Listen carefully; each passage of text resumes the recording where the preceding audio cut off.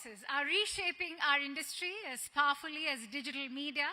And so, Mr. Saurabh Khattar, who's the country manager of IIS India, will be kickstarting this evening by helping decode what lies ahead. Ladies and gentlemen, let's have a huge round of applause for Saurabh. Saurabh, the stage is all yours.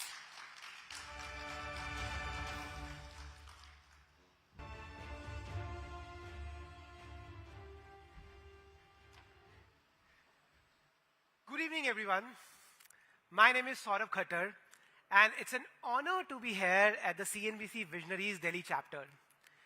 Today, many of you marketers are strategically preparing your brand for IPL, soon to be followed by many global events like the FIFA World Cup. And these marquee sporting moments will dominate the first half of 2026 and commanding massive audience attention. And where the attention goes, so does the investments. And where the investment goes, so does the risk. So today, I'd like to discuss the evolving media landscape where the lines between performance and brand reputation are converging.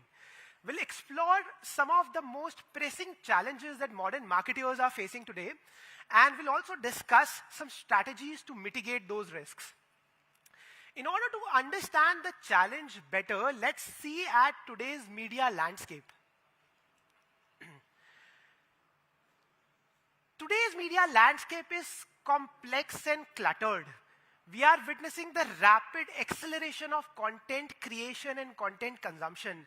And signals are being created and generated at a speed we have never dealt with before. Every scroll is a signal, every impression, every click is a signal.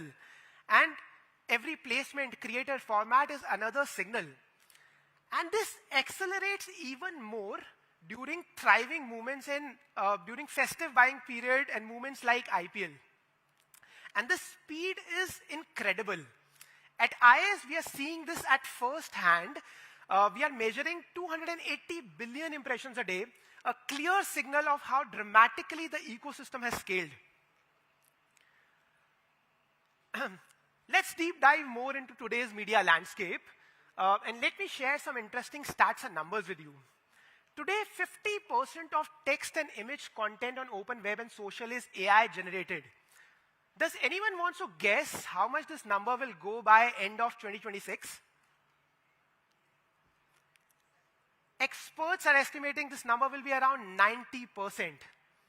And adding to that, in 2024 alone, we consumed 149 zettabytes of data, zettabytes with a Z. And meanwhile, average consumer is spending 2.5 hours on social media every day, bombarded by stories, swipes, streams, etc. Now, think about what all this means. Today's media environment isn't just fast, it's overwhelming. And risk signals are getting harder to spot.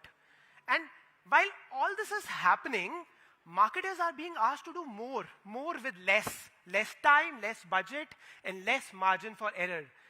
Which means that every decision and every impression has to count for marketers. That is how today's media landscape looks like. It's just the beginning of 2026. Content creation and consumption has already exploded, and AI has fundamentally changed how media is being created, bought, and optimized. Digital media industry faces a lot of challenge today. And today I want to focus on three major challenges that marketers are facing and how to address those challenges as well. So the first one, wasted ad spend. Globally, every year, billions of dollars are being lost to wasted ad spend. Ads that land on poor media quality placements. Let's take an example. Let's say your upcoming H1 2026 budget is 10 crore rupees, spread across digital, social, open web, CTV, programmatic, audio, etc. And you have got a solid plan, top-notch creatives, and your media partners are also aligned. But what if I told you up to 25% of the ads are located on negative articles that may not be suitable for your brand, and might raise some serious questions. And approximately 10% not even shown to humans. This is bot traffic, fake sites, and inflated impressions. And adding to that over and above, 40% of your ads are not even viewable. Your ads are loaded, maybe below the fold, or it's too late, or it was never actually seen. Just think how much of that 10 crore rupees is being wasted. Now the question you need to ask yourself, the question you need to ask your teams, and the question you need to ask your agency is, are you measuring your ads for quality media, for metrics that really matter, that can drastically help improve your performance? Let me further deep dive and use my favorite analogy to discuss more about media quality. Think of your media plan and media budgets like a fitness program.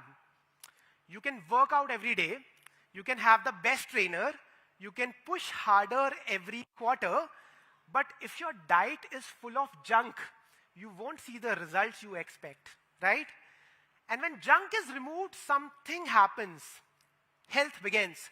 Similarly, when waste is removed from your ad spends, the waste is converted into working media, and you effectively unlock about 35% more working media from the same budget. And here's the proof point. You know, numbers speak for themselves. We did this study with a financial service brand, and after using media quality and after measuring for media quality, they saw a 28% increase in brand safety rate and a massive 183% improvement in conversion rate. So media quality shouldn't be an afterthought. It should be the starting point. That's how the performance compounds. Moving on to the second challenge, attention. Now, everyone here came with the great intent, and I hope everyone is listening to this session very carefully. And yet, if your phone buzzes right now, most of us will have the urge to look. Not because there's a lack of focus, but because there's too much competing for your focus. And similar thing is happening with your ads. The digital screen is kind of a battleground today, right? Every brand is bidding for the same thing, a moment of human attention. And to understand why attention is so fragile today, we need to look at human behavior. So as per Dr. Gloria's research, on average, people switch between between digital tasks every 47 seconds. And in digital environments, people may receive up to 65 notifications a day. So what does this mean? There's a lot of noise around us, which is looking for our focus and attention. But let me be very clear about why attention actually matters in the digital media today. Not from a marketing point of view, but from a business point of view. Every brand here today is paying for exposure, right? But what is exposure without attention? It is just cost. If an ad is served but not noticed, it cannot influence consumers' perception, consideration, or action. So, in a sea of thousands of metrics today, I urge you marketers to really look at the metrics that matter. Metrics that show you true engagement. And one such metric is attention. Simply put, it's a score of 0 to 100 that your impression or ad gets depending on their overall visibility, situation, and interaction. And higher the attention score, better the likelihood of your impressions getting better outcomes. And we did this case study and found that higher attention impressions actually result in better outcomes. In this case, the cost per conversion or the cost per success rate decreased by 63% when the campaign was optimized towards higher attention score. And it's not just cost per conversion. Attention works across the funnel. It leads to 91% higher brand consideration and 166% higher intent. So, when you optimize your campaigns for attention, your performance becomes much more predictable. Okay, so we have covered how to reduce ad waste and the importance of media quality, and how to drive attention. But I wouldn't be doing justice if I did not speak about the role of AI in digital advertising today and the disruption it's bringing about. AI is everywhere. It's shaping how content is created, how media is bought, and how campaigns are optimized. And while it has unlocked speed and efficiency, it has also introduced a new kind of clutter into the ecosystem. That is called AI slop, which refers to low quality and low effort content. And this is created just to fill the inventory. And, this is not there to engage the audience or deliver value. There are websites which are made to siphon your ad budgets. Those are called made for advertising websites. And it's estimated that advertisers waste nearly $10 billion every year on made for advertising websites and AI slop.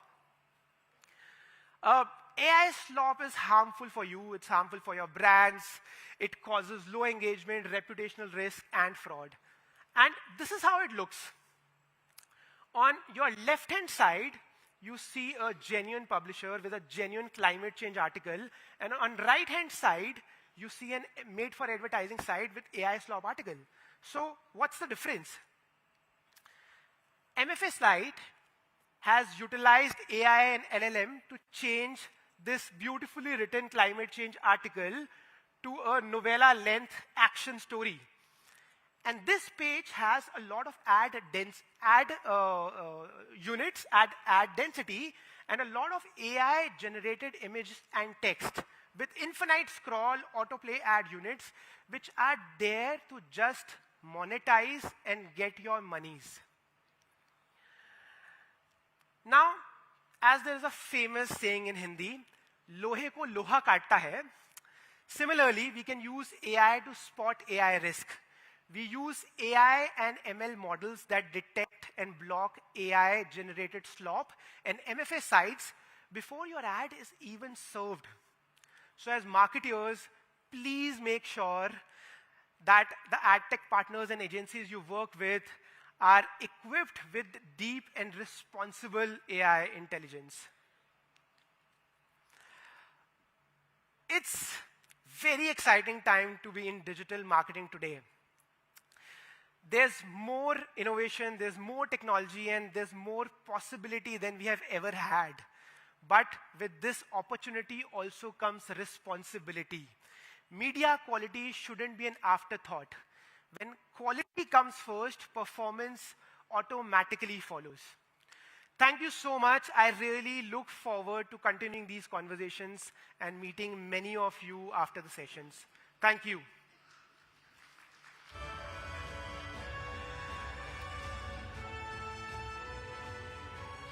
Thank you, Saurabh, for that very insightful presentation. It was short, crisp, and very informative. So advertising has always reflected its time. As AI transforms how ideas are created, even scaled, the industry is currently facing key questions. Is creativity being redefined, disrupted, or taken into an entirely new chapter? To take this important discussion ahead, I request Saurabh to return on stage and to also share valuable insights with our esteemed panelists. Let me also introduce my esteemed panelists today. We'll be joined in by Mr. Sunil Suresh, who's the Group CMO, Global Head of Marketing, E-Commerce, Loyalty, Air India.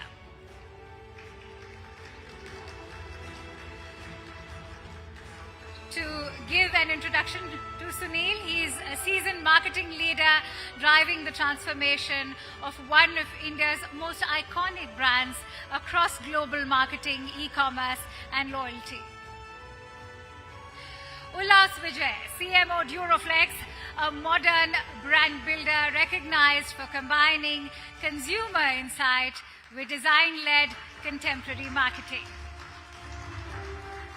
Gunjan Khetan, CMO Perfetti Van Mel India, a marketing leader who has played a key role in sustaining cultural relevance and growth across beloved consumer brands. And Prateek Shetty, Vice President Growth and Marketing Flipkart, a growth and marketing leader driving scale, innovation and impact in India's dynamic digital commerce ecosystem. Ladies and gentlemen, let's have a huge round of applause and welcome them on stage. The stage is all yours,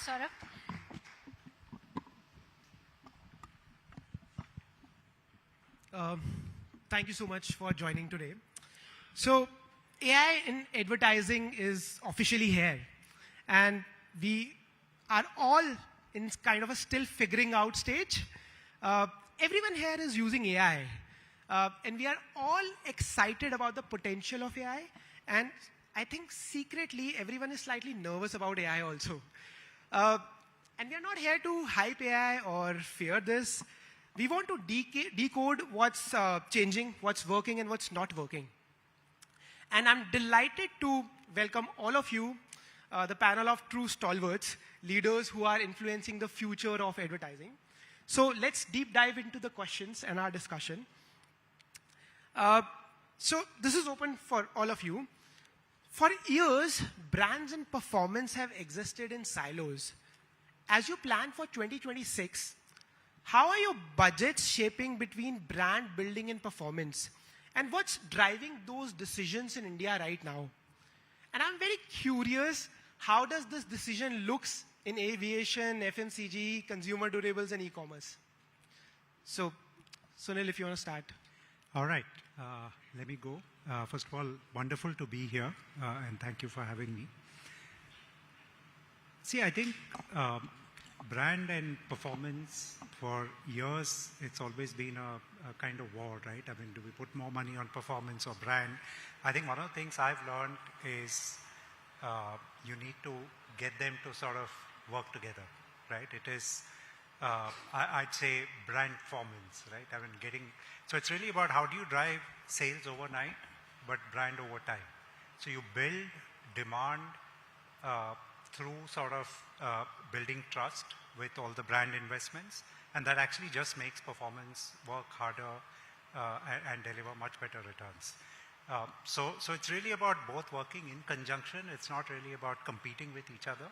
I think getting that balance right over time, I think the more pull and trust you can build, I think the healthier the brand is, because then you're not dependent on that dollar being spent every single day. So it's really about, building over time, but making sure that you drive sales every single day. Very true. Ullas, if you would like to share your thoughts. Yeah, sure. First of all, thank you so much for having me here. Lovely to be here speaking in front of everyone. I totally agree with what Sunil said. If I just kind of contextualize it, let's say 10 or 15 years back, when there was no digital traditional marketing was there, ATL was as important as BTL, right?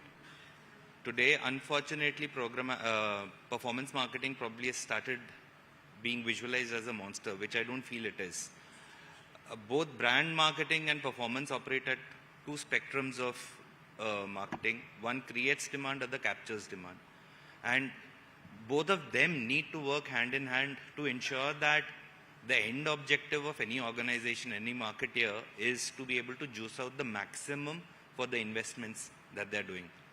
What probably is happening right now is the rebalancing started to happen. Maybe there would be certain categories, certain brands, certain organizations which might have over-indexed it to a certain dimension over a period of time, where we've started feeling that performance marketing return is declining, reducing. Multiple factors contribute to it, but to me, the act of rebalancing and happening, but both of them work hand in hand. Yeah. I think largely in line with what the other two panelists have said, I think it's the approach to the business. If I was to very simply look at these two aspects, is essentially what you want to do in the short term versus what you want to build in the long term. Brand marketing tends to build a brand, a business in the long term. Performance marketing is something that you need to do every day to ensure that you can pay the salaries and drive the profits. It is also a function of where you are as an organization. Okay? If you're a startup, you need to ensure that your P&L delivers every single minute. And therefore, it is but natural that you'll end up over-indexing on performance marketing. But I have the luxury of working on brands which are iconic, which have a lot of legacy. So I can always state that brand marketing is the holy grail of all marketing. But that is because I have that luxury. If I tomorrow open my own business, I would over-index on performance marketing to ensure that I have a reason to come back to my work tomorrow, right? So it is also what, in marketing, there's something called product life cycle. Similarly, we also have business life cycle. Depending on where you are in the business life cycle, you have to decide which way you want to swing. Having said that, as Ullas was saying, in some cases you see companies over-indexing. They've reached a certain stage, but they are not able to mentally figure out what is the right balance. And this is something that you need to adapt and be agile about on a continuous basis. There should be a time where you say, okay, I've got a business that is largely on autopilot and can generate enough profit. Now I want to build this business for the long term, and therefore I need to over-index on brand marketing. And you see some of those businesses showing up, advertising that we all like. So those are efforts in those directions. So that would be my opinion on the subject. Prateek, please. Oh, thanks for having me here. I think everyone's said a lot on this topic. It's not that the opinion is going to change and it's not going to be very different from what everyone else has said over here. I think it's also about how you approach advertising and marketing in general. If you start believing that there is no loyal customer to your platform or to your business, okay, then the way you'll approach your business is to say that every person who's transacting on my platform is a new customer for me. And hence, what do I do every day to win that customer, right? The perspective then becomes that there's no reason for him to be on my platform, to see the products that I'm providing, and hence I'm targeting with performance marketing. You basically need to ensure that consistently there is a brand promise that is being shown to the consumer, that is something he believes in, there is trust on the platform, which you have built through probably years of brand marketing, and something you might need to keep on investing in, because if you're treating every customer as a new customer, you have to invest there as well.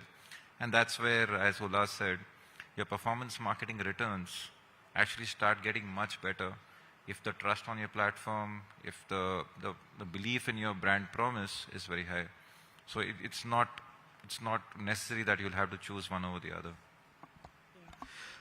Super interesting insights. Like Sunil rightly mentioned, it's brand performance now, and it depends on short versus long term and life cycle. Thank you so much for your insights. Now let's deep dive a little bit. Sunil and Prateek, this question is for you. Can you each share one specific example on how you are already seeing AI make a measurable difference in your industry's media decisions? Okay. In terms of media, I'll just put two, which we are also working with. One is, I think in the traditional sense, we used to have one kind of, let's say, an ad, which used to show to everyone. Fair? And that's broadly where we had media plans which are also mass in nature. And I'll give you an example of what we do right now. Let's say if I want to acquire customers, okay, I know that not each customer is the same. What AI is helping me understand is who are the people who are transacting on my platform, okay? what is the specific behavior, which also gives me very, very rich audience signals, and I can now say, okay, this is a certain type of customer interacts with a certain type of product, he's more likely to buy something else, right? So now I have rich information about these customers. When I make media plans, I don't need to have one size fits all, right? I'll give you an example. So I know if I want to go outside, I know that these are very, very high value customers for me. I will know these are the kind of customers I now need to get on the platform who are not transacting right now. So that's the signal I pass outside to say, can you find these kind of customers outside who are not transacting on me? Second is, the kind of content I show might not necessarily be a piece of creative that I've made, okay? Let's say we've invested heavily in creating content through a lot of content creators on a lot of platforms. What I can also do is use that content, put it in the media mix, and what AI will help you do even from a targeting perspective is what kind of content is working for what kind of audience. So in effect, you have 10,000 pieces of advertising going out there for so many audience clusters, and the AI is working to say which kind of content is working for what kind of audience and how does it drive effectiveness in bringing that customer to my platform.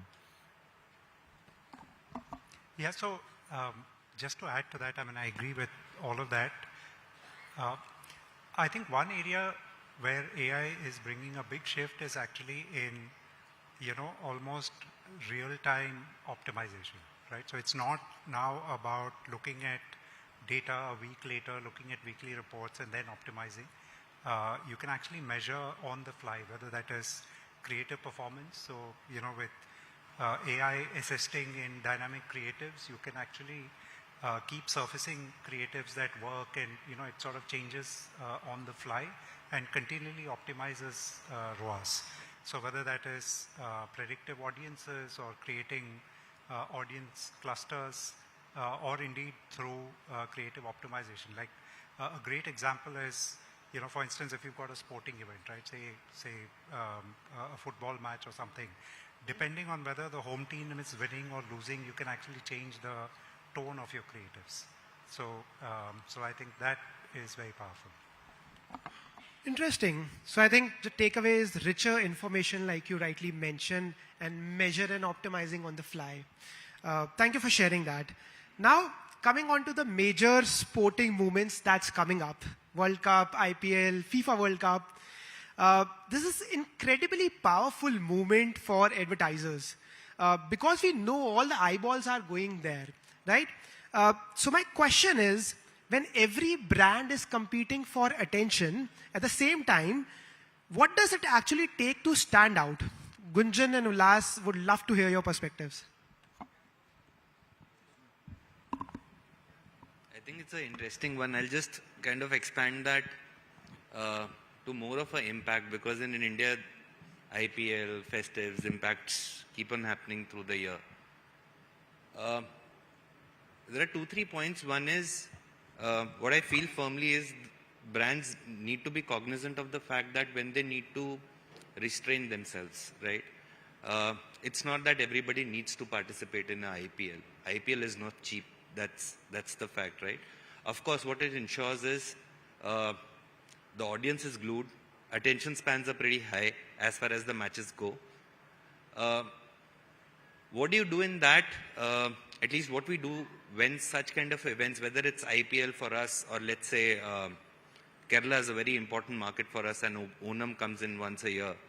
But everybody from jewelers to white goods to brands like us in the comfort space, everybody wants to capitalize on that moment.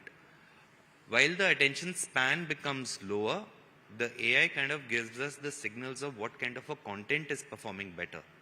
Of course, when people are glued into certain high impact properties, the attention's more on consuming the content rather than engaging and associating with brands at that moment, right? All of us do feel irritated when all of a sudden when there's a catch which is to be taken and an ad kind of pops in. That's precisely the irritation a brand can create for any consumer at any given point in time. Now that's the moment where AI kind of tells us what kind of content can become better. Whether you, let's say, move for Duroflex, whether you move it into the tonality of recovery, because it sits very well with the category we are in, very well with the sports, because Virat happens to be our ambassador. So it seamlessly kind of fits in rather than being too blatant about getting a consumer onto the website and getting them converted. So for us, AI works very intelligently in that manner to kind of figure out what's spiking up from a tonality perspective as far as content goes, and then modulate it there. Yeah, so for us, I mean, the decisions are simpler. We use less of AI, but more of animal intelligence, which is essentially saying that we look for efficiency. Okay, as Ullas was saying, not everything needs to be participated in. So if something is of incredible value, okay, that is when, as an organization, we would participate in that. We believe our brands are powerful enough. We believe our creatives are powerful enough to stand out in the clutter. But everything has a certain cost and therefore a value. So we take each of these events on hardcore numbers and then look at what is driving real efficiency. And that's when we take a call whether to go after it or not. I'm sure this is a sentiment of the most of the marketers sitting here, and also IPL is not cheap. Okay. Moving on to the next question. As the saying goes, you can't improve what you cannot measure. My question to every one of you is, what is the biggest measurement gap CMOs face today? Especially when trying to prove the combined impact of brand and performance.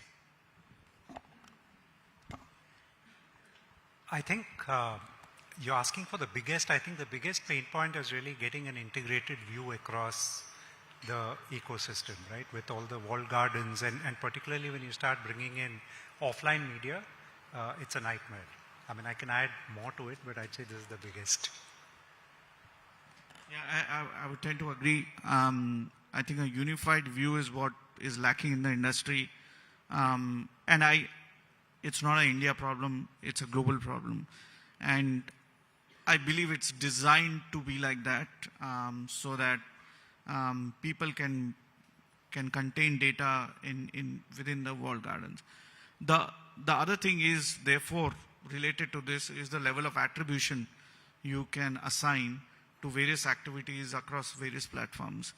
And that also kind of leads back to your question, which is, how do you assign the ROAS of a brand marketing campaign versus a performance? Performance marketing is still easy because it should ideally translate into whatever KPI you've set, either views or landing on the page or ideally sales, right? But brand marketing ROAS therefore tends to suffer. I do an ad on Insta. I don't know if my sale on a platform happened because I ran this incredibly expensive campaign on Insta. So for us, this unified view of all media platforms is the biggest gap. But knowing that, I know it's very difficult to solve. I think in addition to the unified view, the other thing is, even in terms of measurables, what you get, let's say even for performance marketing, I think they're very short-term in nature, right? And I think the policy there is that you will, if you get short-term metrics which are pretty accurate, you will probably end up investing more there. Whether it be brand marketing, whether it be performance marketing, whatever be the media spends we put out there, I don't think we have good measurements for what is the long-term impact of what we do. And that even if it's a mid-funnel metric like consideration, I don't think we have the right metrics for measuring that. I'll just quickly add to that. I think more of not data back, but probably what I believe is the best things which build a brand are the most difficult to measure, right? And there's so many cases we've seen that certain advertising, certain event which has happened in and around a brand which would have just taken the brand into a trajectory was never planned or was never measured. So that that continues to be one big challenge. The other nuance I would like to share is, I think it becomes even more difficult if you go category specific, right?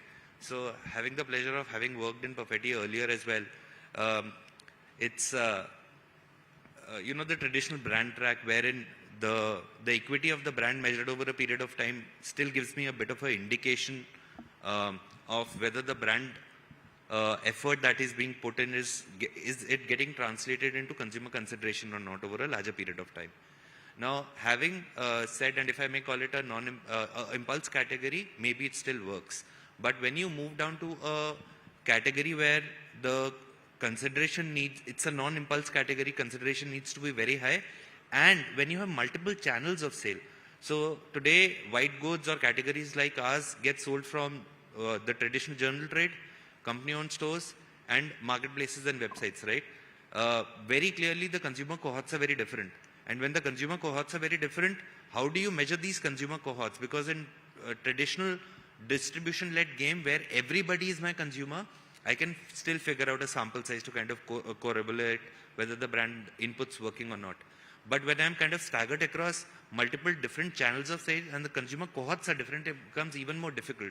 For example, I can't reach out to a consumer like Gunjan, Pratik or Sunil for that matter to become a part of a sample size to give me whether my brand inputs have worked or not. Because I just cannot get them into a panel to respond and become a respondent to any brand track, right? So that continues to be a very big challenge for marketeers, and I in the immediate future, I don't see there's a solution which kind of exists to solve that. Thank you for sharing your thoughts. Just one perspective from my side, like I was speaking about measurement and attention. What we have seen is one of the metric that is really helping marketers today is measuring their engagement and how audience is kind of responding to that and what is the attention. And we have seen some huge case studies where marketers are saying measuring the attention or optimizing on the basis of that has increased their conversion rates. So just an addition to the thought.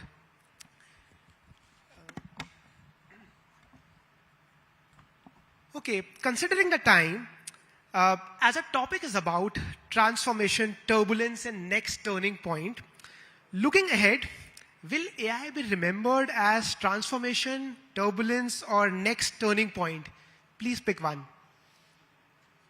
Can you repeat this, the options? Three choices. If you can Yeah, it's repeat. three choices, like transformation, turbulence, or next turning point. Like, what do you think AI will be remembered as? So, I think it's unfortunately all three. Turbulence that leads to transformation. All transformations comes because there's been some disruption. And this transformation then leads to the next turning point in marketing and the way we visualize marketing. I can't imagine, for example, a couple of years back, if I was to plan a holiday, okay, I would go on the internet, look over Google, maybe go to Instagram, look for some views. Now I just go on ChatGPT and say, I want to go from here to here. I'm looking for a 5-day itinerary. And ChatGPT. So if I'm a marketer at one of the travel companies, my entire landscape of marketing has now completely changed. I need to show up in that ChatGPT search somehow. Okay. So I think it's the turbulence that is leading to this transformation, and probably the way we consume data and information is going to change significantly. I have a slightly different perspective on this one. I think it depends on what is the objective that you'll use AI for, which is the primary objective.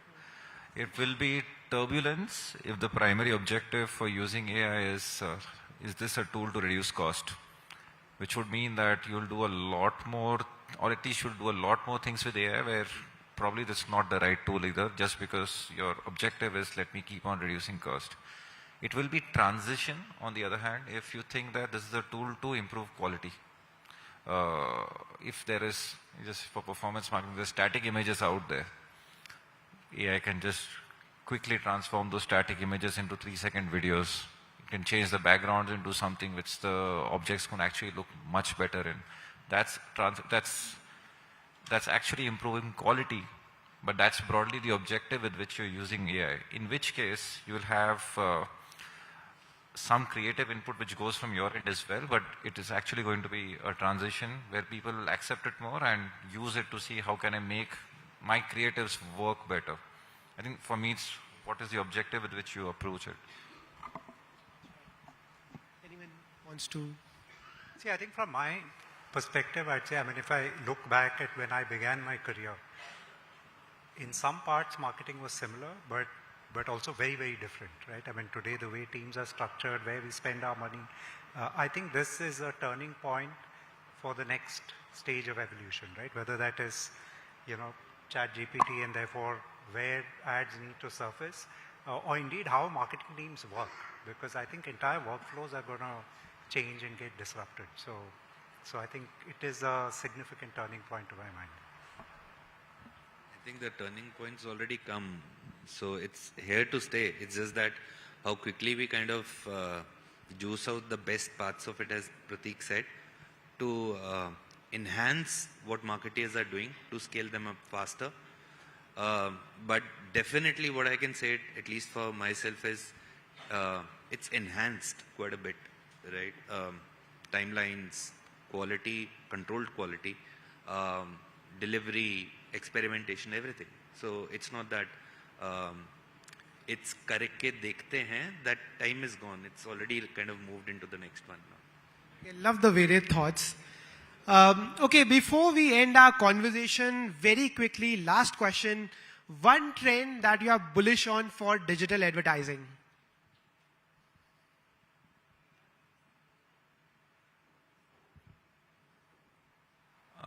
I see long form content coming back a lot. Interesting. Which is both in terms of long form ad formats on digital, as well as content consumption where people have chosen. It's like cricket. People watch Test cricket and they watch T20. One day is the one which is dying. So that's broadly where I'm seeing consumption also happen on digital. It's the short form, like very, very bite-sized content is happening, and then you've also got long form which is working. One thing which I've noticed, which has started working now, is the performance marketing part of content, which used to be much shorter. Now long form also operates there, but it's crafted very differently, that the hooks and the net is already casted in the first 3-4 seconds. It's so interesting that you want to just continue, but it has all the glitz and the glamours and the CTAs and the call to actions of everything to get the customer converted. So long format in that sense, I think that's working. The second one is from a written content perspective, how do you structure your websites? Because what Gunjan said is a very relevant thing. We search on GPTs and models like GPT. How do brands organically start appearing there before they've anyway started monetizing it? But how do you start coming up in the feed for consumer to be able to kind of at least hear you out in that space when they're evaluating? I think for me, it is the opportunity to bring back emotion into digital marketing, right? I mean, if you look at performance, it has always been very functional, very, buy this, here, low price. But I think increasingly now you can use data. So really, how do you bridge the gap between data and, traditional marketing creativity, and use that data to tell stories on digital? I think I've been a big fan of long form content. Obviously, because of being in Perfetti, we love to tell stories, and I've spoken about it in one of the forums about a year back, actually. So I won't touch upon that much, but I think one place which will definitely get impacted, that doesn't get talked about that much in the industry as such, is ability to drive media efficiency. I think this is where I think AI is highly underutilized. But there are many, many opportunities for us marketers to look at various models to be able to drive media efficiency, media buying, to be more precise on how do we get more accurate and more efficient in our media buying. So in this world where attention is getting shorter and shorter, we see long form content coming back, and of course media efficiencies. Thank you all for keeping this really real, and thank you all for listening. Thank you so much. Thank you.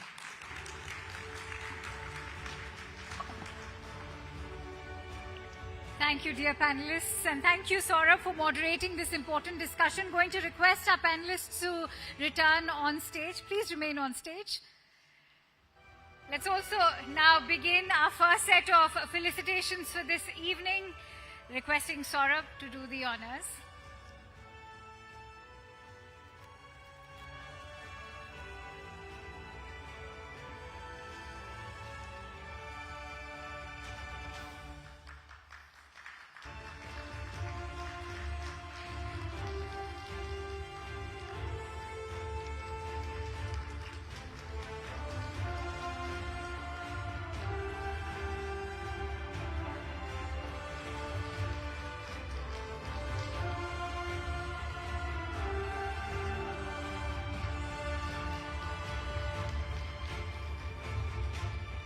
Congratulations, everyone. Thank you so much, Saurabh, for a very insightful discussion and all of those invaluable insights shared by our panelists as well. I do believe that this is the turning point as far as AI and marketing is concerned. It's the evolution that's going to define the next stage. So, dear guests, we are excited to share that Storyboard18 is partnered with Snapchat, home to Gen Zs and the youth of India. Via a quarterly editorial trend, check that challenges prevailing marketing assumptions and also encourages brand leaders to rethink how they are planning, also the measures and value attention. At its core, Storyboard18 Snapchat Gen Z Trend Checks, Attention, Culture, and Commerce is a quarterly attention and consumer mindset series, with Gen Z as the lead indicator of where attention is forming, shifting, and converting as a broader market behavior. Now it's time for our next session that turns the spotlight on the human side of marketing. AI is no longer working quietly in the background. Why? Because it is increasingly becoming the voice, the brain, and sometimes the face of brands. As technology accelerates scale and decision-making, the industry now faces a defining question. Will brands grow more intuitive and human, or more automated and distant? To explore how brands can scale with intelligence without losing their soul, once again, ladies and gentlemen, please welcome Dilshad Irani to steer the discussion. And joining her on stage will be our panelists, Rajat Abi, who's the Vice President Global Marketing, Chief Marketing Officer, Schneider Electric. Rajat is a global marketing leader, driving purpose-led growth and brand impact across international markets. Sakshi Verma Menon, who is a Chief Marketing Officer at PepsiCo Foods, India, a marketing leader known for building iconic food brands with strong consumer relevance and scale. Gaurav Ramdev, CMO, India and South Asia Visa. He's a seasoned marketer shaping the future of digital payments and consumer engagement across India and South Asia. Siddharth Shekhar, Director LCS India at the Government BFSI Education and Auto Google. He's a business leader enabling large-scale digital transformation across government, BFSI, education and automotive sectors. Also going to request Gaurav Mehta, Senior Director, Marketing and Strategic Capabilities at Lilly India, to join on stage. He's a strategic marketing leader strengthening capabilities, trust and impact in the healthcare and life sciences space. Ladies and gentlemen, let's welcome them to the stage with a huge round of applause. Thank you very much, and thank you for taking my cue on the seating arrangements. Actually, we were going for some balance here on the panel. While I was listening to the discussion earlier, and of course the conversations we've been having for, I think, over 2 years now, since this wave of AI chatter hit us, as if it didn't exist before that. But I feel that we'd be preaching to the choir right now if we got into, more of the, so to say, technicalities, where there's a room full of marketers here, a room full of practitioners here. So I think we need to sort of level up the conversation, perhaps, and we'll stick to the topic in one way. But while we talk about AI, while we talk about the challenges of slop and attention and the absolute abundance of sometimes mediocrity coming our way, we must not forget the human edge. And that is why I want to stick to that. I want to understand from each of you how you are thinking of that in your respective organizations, in your context. Coming to you first, Sakshi. Iconic brands, of course, that you lead. And while we talk about personalization, which is happening at hyper speed, and all of that, but how do you make sure that you are not losing that human edge? You are not losing that insight as we grapple with this onslaught of technology. So, hi everyone, and we're at an interesting phase where AI is practically taking over a lot, right? AI can optimize media, can optimize creative, can optimize pricing way better and faster than most of us and most of our teams can. But I do think that the role of marketing actually gets further strengthened in a situation like this. Because fundamentally, consumers are buying into brands, they are buying into a human emotion, they are not buying into an algorithm.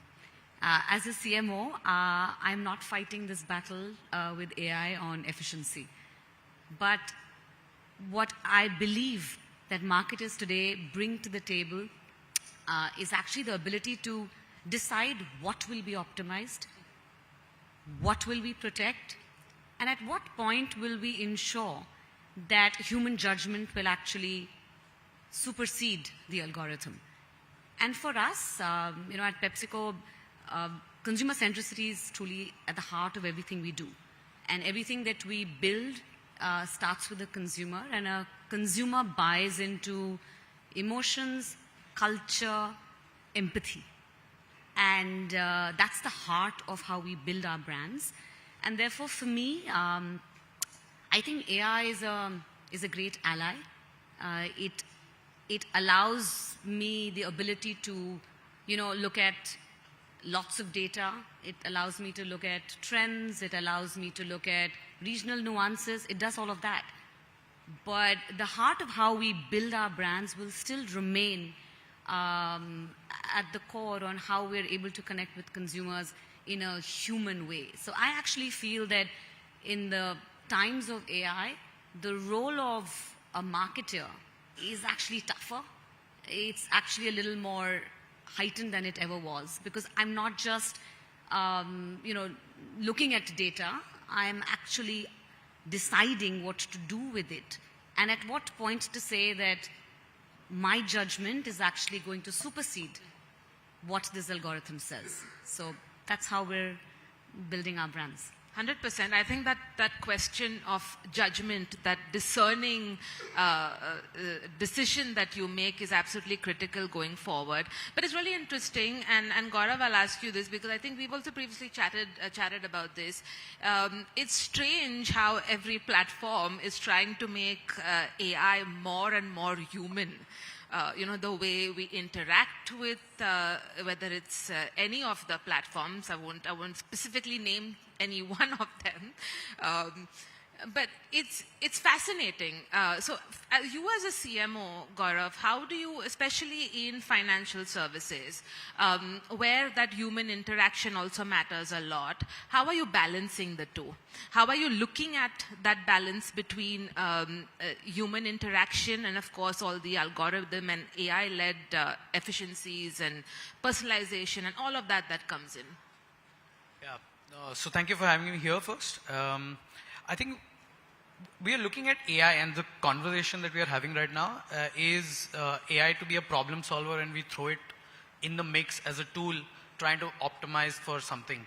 I think we have to look at AI on how we look at architectures, like brands have architectures and how we operate by design. So like a classical marketer, if you have to solve with AI at a product level, especially in financial industry, we solve it by making the product more secure, more tokenized, more more signal giving, so that there are less frauds, there are more security layers added. So that's at the product level. At a communication marketing, I think we have to make it less creepy, and therefore when you speak about personalization, especially with AI, we are looking at two things very specifically. One, timeliness, so we can ensure that the fraud does not happen before it happens. Second, we communicate far better, and we have control over the human emotion, so that we can add to the trust that we bring to the equation as Visa. So I think we have to look at it as a solution, as an architecture on where we are plugging it. Most of the conversations usually look like effectiveness or efficiency, but I think AI has to be the core, or we are looking at it from a core perspective and trying to change every bit in marketing as well. Like our briefs are no longer just 2-pager documents, 3-pager documents. They're now visual, and AI tools are helping us make it a visual storytelling device rather than writing 3 pages of long form content to the agencies. So we are looking at every opportunity to optimize or use AI as a tool, and right from product stacks to even communication. I think everything is going under a transformation journey right now. Rajat, do you find some aspects of the way we use AI and AI creepy right now, as Gaurav put it? No, I think first we have to understand, and thank you for having me here. We are living in the age of AI, and now the battle is, will AI drive us or will drive AI? Yeah.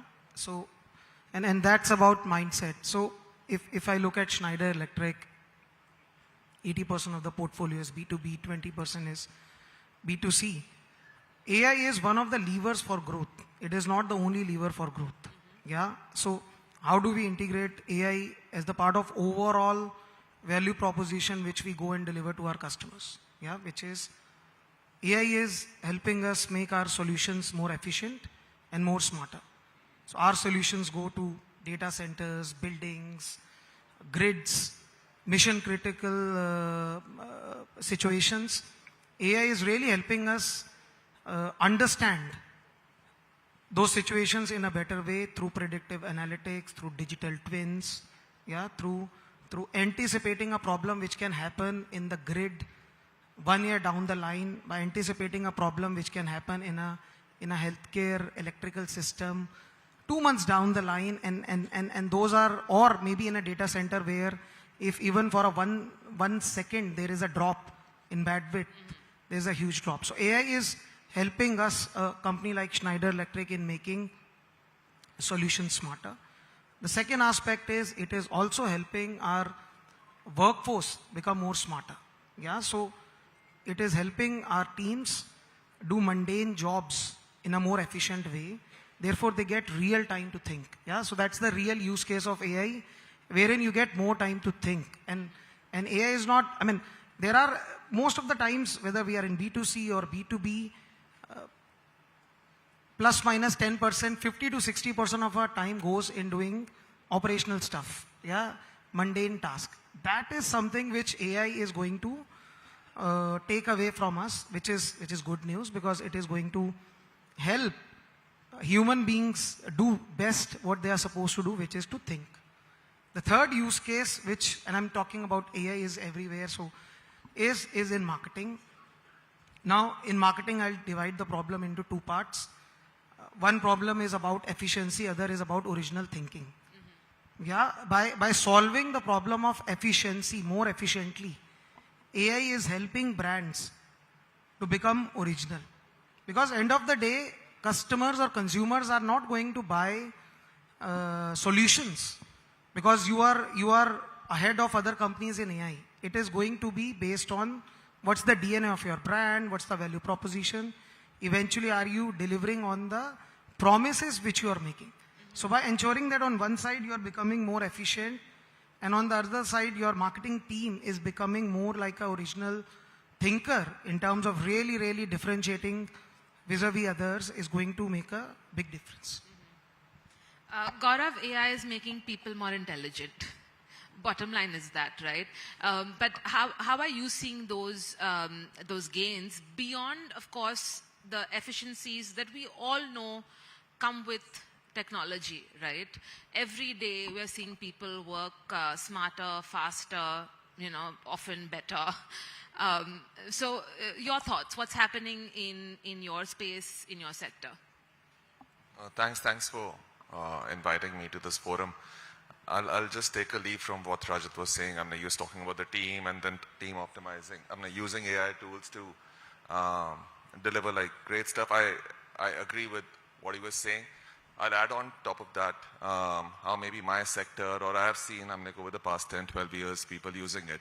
I come from the world of startups. Now I'm in a pharma company, but then when I was in startups, there was this term that we used to use, the power law, which is, how, it's almost like Pareto principle. It's like just nothing but a fancy term used by the investment community, where a very minor percentage of people will get the bigger rewards, almost 80-20 kind of a rule. With AI tools, I always think that it will give you a lot of power, a lot of leverage to do your daily job brilliantly. But I think this is where the distinction starts to happen. Tools give you equal platform to everyone in this room. And it gives you that extra time to do what you wish to do. I think people who are really leveraging that 20-30% extra time that you're getting by using those tools and technologies are the ones who really get to that power law kind of a system. And this is, historically we have seen, and I'll just go really back. TV has always had its own tools like TAM, Bark, Google, Meta. Everybody has had ad centers and so on and so forth. Same tools for everyone in this room. But the real value is unlocked when people start to use those tools and then think beyond that. And that's where the power law really comes to the fore. In our sector, healthcare, medicine discovery is a super critical thing, not just for the marketing function, for the humanity itself. And that's where beyond marketing also I've seen how AI, how more predictive technologies are really helping us find better molecules and so on and so forth in a faster period. I think that's how I really think. Tools give you the license to play, but not the license to win. Really people who get that leverage of time, right, that 20-30% extra time that you have, and then put that to work are the ones who are creating that value on top. So that's how I think. Siddharth, your company, of course, is giving people the license to play, and congratulations on an absolutely tremendous results this month. And, Gunjan mentioned ChatGPT a couple of times, and you came in right at that point. But let me get to what's happening at Google, because I think Gemini app crossed 750 million MAUs. Absolute leap from where it was. So from your vantage, when you're hearing, your fellow panelists and CMOs talk, what is running through your mind when Gaurav, for instance, said that, the license to play, but not the license to win? How can marketers, CMOs win in this AI world today? Yeah, I think to everyone's point here also, right? I think we agree that it's not a choice between an algorithm and a human. But what the AI and the algorithms today are doing is it's bridging the gap real time between what a consumer needs and what a brand provides. And that window is becoming shorter as we are moving into this new era of marketing, I would say. And from Google's vantage point of view, right? I think there are three big use cases. One is personalization. We are seeing huge level of personalization that brands are offering today. And not just because their brands are able to offer, but the way consumers are looking for information today. So if I have to give you a simple example, today we are seeing 15% searches every day which are new. Like nobody searched for them before. So how do you sort of tap into that kind of a consumer behavior that's changing, right? So for example, today if somebody is searching for, earlier people used to search for health insurance plans or compare health insurance plans, and today people are searching for health insurance plans for my elderly parents who live in Bangalore and have comorbidities, and cashless insurance for them, right? So these kind of things that people are searching, and everyone searches in local dialects at their how do brands tap into that? And we've really seen brands help and tap into these things by some of the tools we're providing. Like we've launched, and somebody mentioned, how do you tap into the answers of ChatGPT, right? So AI, Gemini and Google Ads has AI Max for ads for specifically these use cases. And I know we work with Policy Bazaar. I think Sai is here from there. I think we work very closely on some of these topics with them. And we've seen them actually leverage some of these tools to tap into exactly these behaviors of consumers and gain business growth. They've seen 30% higher conversions of policies by tapping into things like this. Second would be the way people are, again, looking for information that's changing. So we have 25 billion searches monthly happening via Google Lens. So people, when they're out and about today in the world, they're just pointing their camera and trying to find out what is that bag that person is carrying, or which sneakers somebody is wearing. And those are not text searches. Those are image searches or video searches that people are doing. And how can Google help bring that consumer moment closer to a brand is how we are sort of working on. And third is, I think, making it more relevant on a day-to-day basis, where brands have now realized that consumers are looking for different types of information. So videos, specifically short-form videos or long-form videos. We discussed long-form videos in the previous panel as well. If brands are already creating such enormous amount of content for their end users, how can they optimize for some of this directly in a user's live journey of that information? So I think that's what we're helping brands, and we're helping consumers connect with those brands in those moments. We spoke about the structural shifts that are happening, the transformation. Previously, we were trying to sort of bucket it into, turbulence, transformation, turning point. But that also requires a mindset shift, a cultural shift. You're not thinking in analog ways, but, future-facing ways. Sakshi, as a marketing leader, is that perhaps more challenging for you and your teams right now, getting that mindset shift, that cultural transformation that's also required to make it truly augmented intelligence versus artificial intelligence?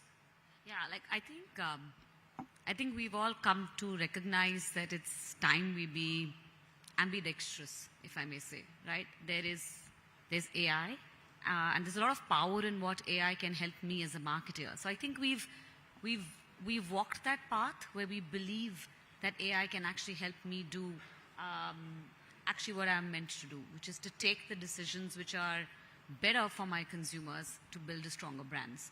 So I think we've walked that path, and I think most marketers today have learned to recognize that they need to now be, like I said, ambidextrous. I need AI and I need EI. I need to have that. I bring the emotional intelligence to what AI is telling me. And the AI is throwing out patterns to me, is putting out data for me. I need the AI to actually intervene and look at what I'm going to make out of that data. So, at PepsiCo, we have one of our AI policies actually very interestingly says that it's important that we have human oversight and fairness. It's one of our core values, and we've extended it to AI. And what that basically says is that when you are working with AI, it's important that there is human oversight, and the human intervention comes in when you need to deploy AI. So when I need to have judgment, when I need to look at culture doesn't behave as laterally as data does, right? I mean, culture very often comes out of contradictions. So it's for me as a marketer to actually be able to to intervene at that point in time. And I think that's the part that marketers today, I think, are getting used to. And to me, that's the transformation, where I'm getting used to the fact that I actually can get data, and it's actually no longer a differentiator. I mean, you and I have the same, we have access to the same data, right? What I do with it becomes actually even more important than what it was earlier. Earlier, I could have the data and you didn't, and therefore I was the better marketer. Today, that's level playing field, and what I do with that data becomes even more important. So I think that's the shift that, that we're all going through, and coming to realize that our roles are actually becoming trickier, tougher, and in my view, probably even more important, because data left to itself can actually very quickly and successfully make a brand pretty redundant. So I think we're getting used to that. Yeah, so CMOs are not becoming obsolete anytime soon. Let's just park it at that. But with great power comes great responsibility. Just a quick round, coming to you, Gaurav, first. What's that one area of responsibility for you as a marketer stepping into the next 5 years? I think just taking from your previous question, I mean, being the culture champion, I think, and you can't do the same thing upwards, horizontally and downwards. You'll have to play different roles while managing the culture and really spearhead the whole AI revolution. But I think you'll be the biggest Pied Piper in the company. You are the growth engine. So yeah, that's what I think. There you go, in the growth engine. Siddharth, one area of responsibility that all marketers must pay attention to. No, I think, governance plays a very vital role when it comes to innovation. And without governance and certain guardrails that you build into systems, things can go sideways very quickly. And at Google, we take that very seriously. I think we created very early on, early last year, we launched this thing called Synth ID. It's a tool where you can actually go and check what's been created or generated. It basically means synthetic in the way. You can actually go and check whether something's been created using Google AI or not. And by providing such tools to marketers, to everyone who's using AI, right, we are providing tools in the hands of the human judgment, which Seema just talked about. That's where we are providing the tools with the right people so that they can check what is real versus what is not. And yeah, like I said, I think without governance, any innovation will just fall flat on its face. Absolutely. Yeah. Quickly, Sakshi, any one-line thought on responsibility?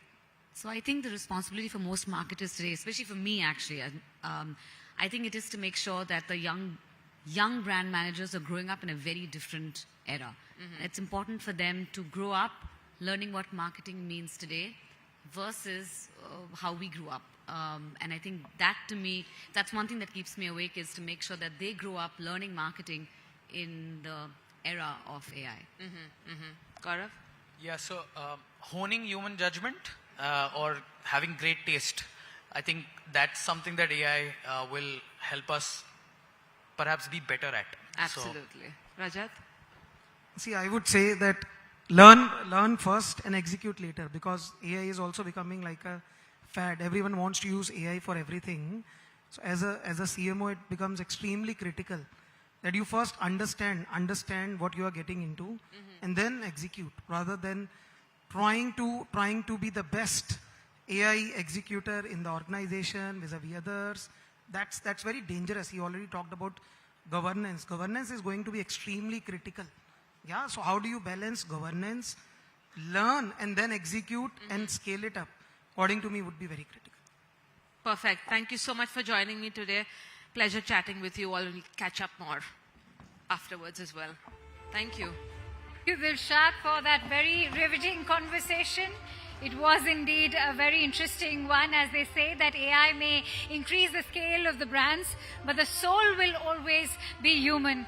And now, ladies and gentlemen, it's my honor to invite upon Mr. Amitabh Kant, who's a former G20 Sherpa and former CEO, Niti Aayog, to join us to do the honors for the felicitation of our panelists. Sir, please, may we have you on stage.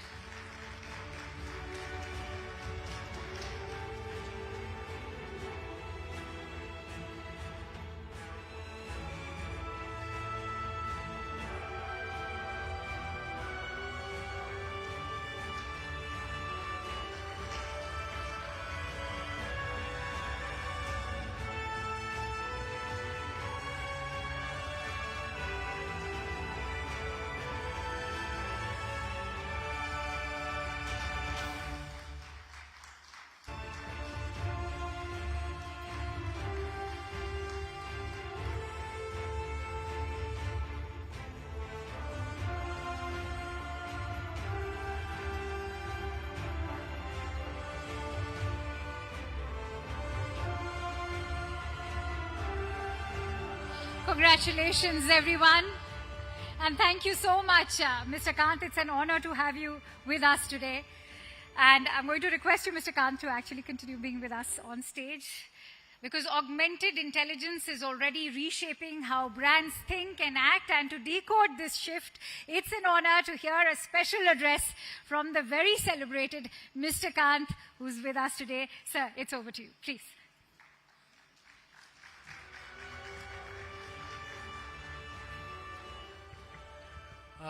Truly delighted to be here in the midst of some very distinguished marketing people. I've spent all my life in government. I spent about 42 years in government, but I've had the good fortune of doing marketing in government. I've been associated with, and quite accidentally actually, I got associated with marketing because, you know, I ran foul of the government in Kerala, and as a punishment posting, they posted me as Secretary Tourism. And I was without a posting for many months, and then they thought the best way to punish me is to post me as Secretary Tourism. Nobody had heard of Kerala at that point of time. And I used that opportunity to build Kerala as God's own country. And that's how God's own country was created. And I did everything which was an antithesis of what tourism was all about. So I said I'll do everything but not ape the West. So I went back to the roots of Kerala and created Kerala based on its unique experiences.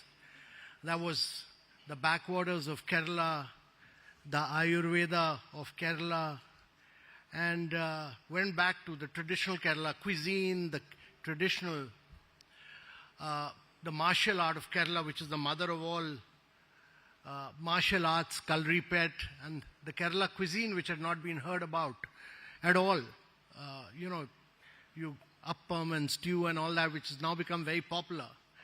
But this was long time back. And therefore my belief, and later, suddenly one fine day, I got a call. It was a Sunday, I was sleeping at home, and I suddenly get a call from the Principal Secretary to the Prime Minister.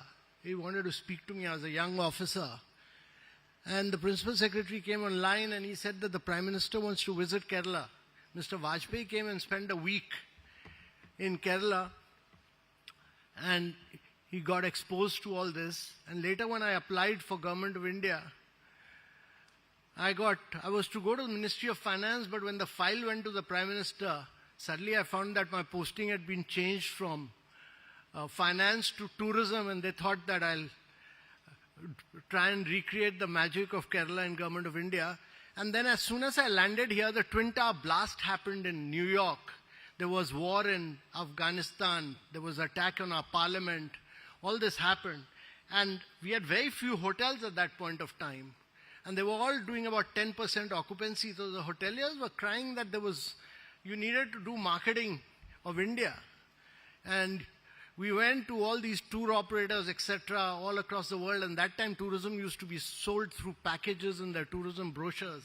And they all said there's no consumer demand. So at the peak of that crisis, when Indonesia, Malaysia, Singapore had all stopped their marketing campaign, at the peak of that crisis, we launched the Incredible India campaign. And that was a 360-degree campaign.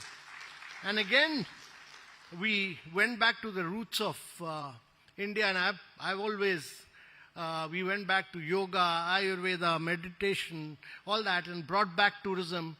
And from 10%, we reached a stage where we took tourism to heights where all the hotels were packed, the airports had no place where planes could land, and that's how these new airports came up, the new hotels came up, all the international brands of Marriott, etc. came into India, and that's how we revived tourism. So I've always believed that more than anything else, marketing works on two basic principles.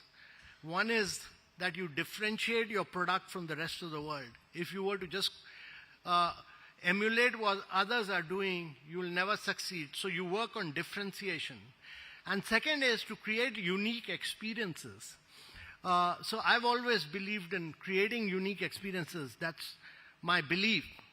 But it's a great pleasure to be in the midst of all of you. And we are in the midst of a very unique, incredible technological evolution. There are three things happening in the world today.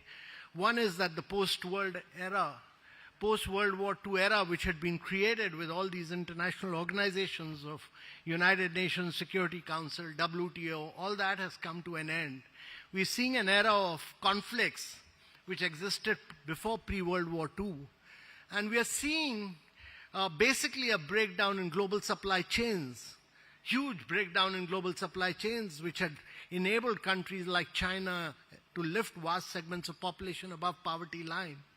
But in the midst of all this, we are seeing, we are in the midst of the biggest era of rise of production and productivity, and that's all because of the rise of data, machine learning, and artificial intelligence.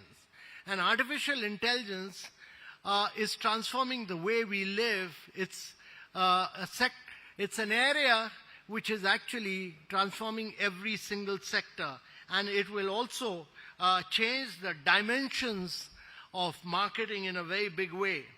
Across sectors and across geographies and across generations, this augmented intelligence is reshaping how we conceive of what is possible and what is feasible.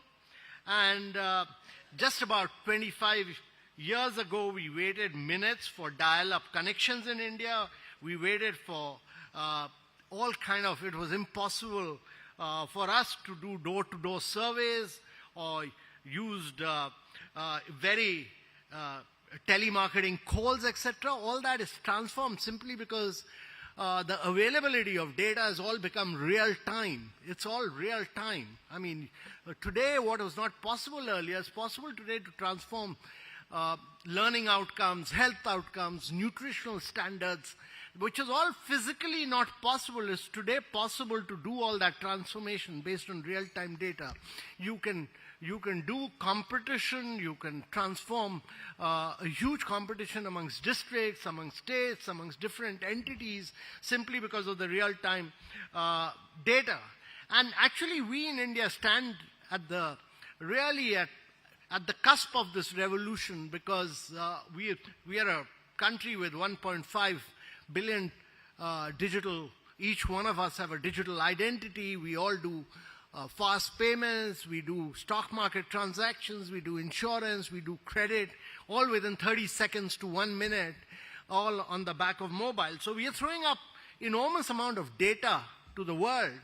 And this data today is actually being utilized. If you know, mobile telephone companies actually today have tied up with ChatGPT, with Gemini of Google. If you look at Jio, it's tied up with Gemini. If you look at Airtel, it's tied up with GPT. And if you look at, you know, the UGC of India, it said 5,000 colleges will be given free access to ChatGPT. So what is actually happening is that many of these AI models of the world are getting better and better and better with data, and most of them are getting better and better and better with Indian data. It's data which is improving the model of AI learning, and in many ways, it's important to understand that these large language models which are coming up in the Western part of the world, they are being driven by Western values, but they're being driven by Indian data. And therefore, it's very important for India to throw up its own large language models. And we are soon going to have this AI, the biggest AI meet in the world. On 19th, all the AI leaders of the world will be in India. But really, this is also a huge opportunity to not only throw your application layers, but also the large language models. Otherwise, we in India will face this reverse colonization. And the reverse colonization, because we'll lose touch of our own history, our own civilization, if we work on international large language models. But my belief is that AI is transforming the way the marketing will be done.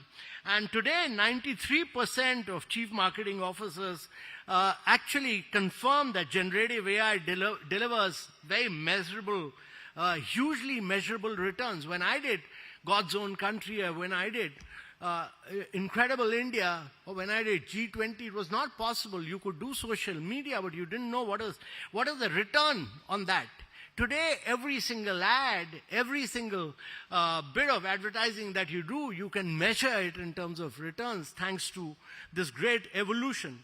And that's why, you will have, to my mind, this will really shape the way things will be done. What AI can do today was unthinkable. Now with augmented intelligence, you can dissect absolutely consumer psyches in real time. You can predict trends before they crest. You can craft hyper-personal journeys at very large scale. And you can do test narratives across billions and billions of people instantly. All this was not feasible earlier. And these capabilities are delivering actually extraordinary results in both international and Indian brands. If you look at Reliance Jio, it has used AI to analyze user behavior, and that is why it was able to get 510 million connections in 10 months. It was not feasible earlier. It has been able to do this because it has used cutting-edge technology, 510 million consumers in 10 months' time. The cost of acquisition of a customer in India has fallen radically from what the World Bank said, from about close to $30 to about 15 cents, unparalleled absolutely. And so what you are witnessing today is that each one of them, whether it's Flipkart's generative AI recommendation engine, which is very personalized for Diwali shopping, or whether you're seeing Zomato employing emotion AI to gauge the sentiments of every single consumer from reviews and photos, all in a dynamic manner, or Tata Digital's AI-driven content creator generating localized video ads. All this is all happening on a real-time basis. And therefore, my belief is that augmented AI will really transform the way marketing will take place in the future. And it will be the power of AI which will drive brands in many different behaviors. And this unique experience holds even greater promise. Agentic AI will automatically orchestrate full funnel campaigns. It will adapt in real time and cultural shifts and global events. And synthetic data will enable risk-free testing of bold ideas. And multimodal AI will blend voice, video, and augmented reality for very immersive brand worlds. And therefore, what you are witnessing is that it will be a transformational era. But yet, success will demand very profound wisdom from marketing people. We must not let algorithms totally erode your brand's soul or homogenize your rich diversity into very generic outputs. And my only request to chief marketing officers is that there's nothing better than creating your brand as experiential.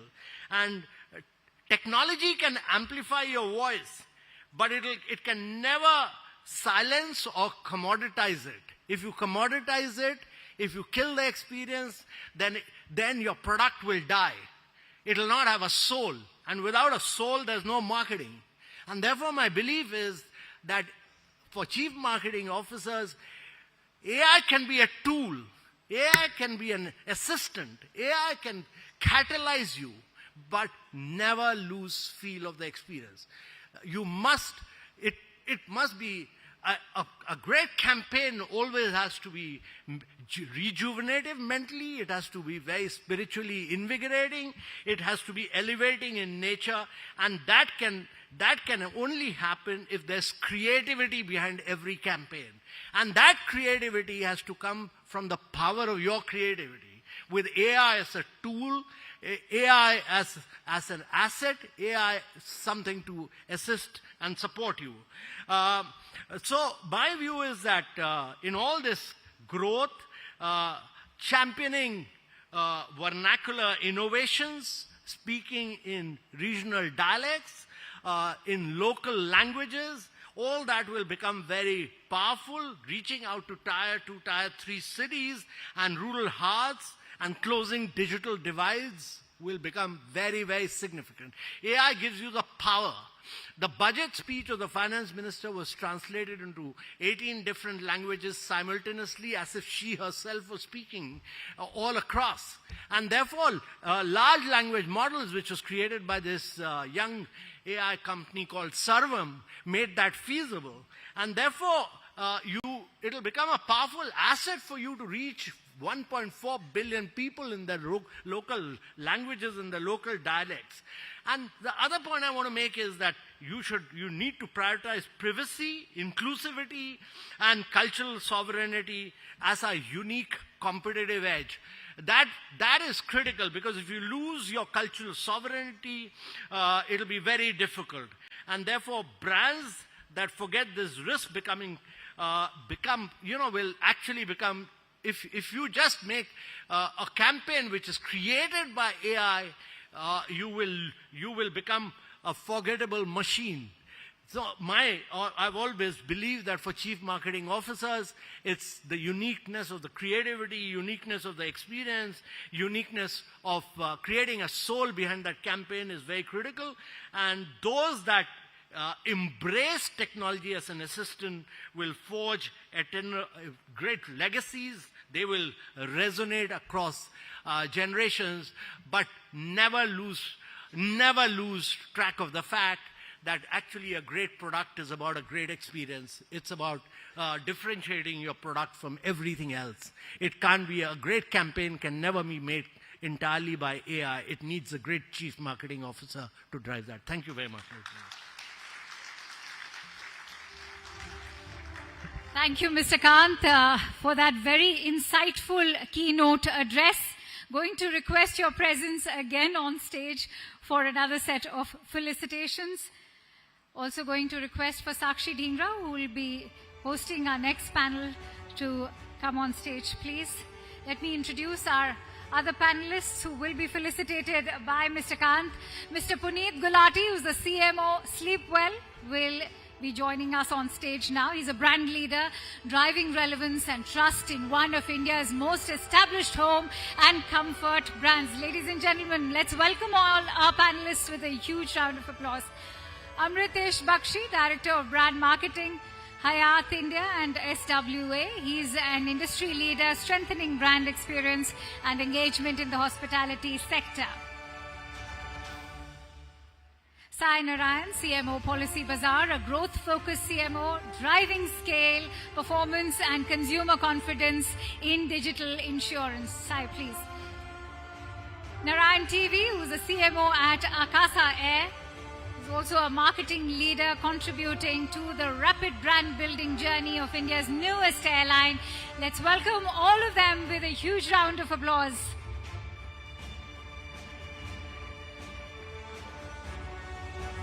Let's also have a quick group photograph.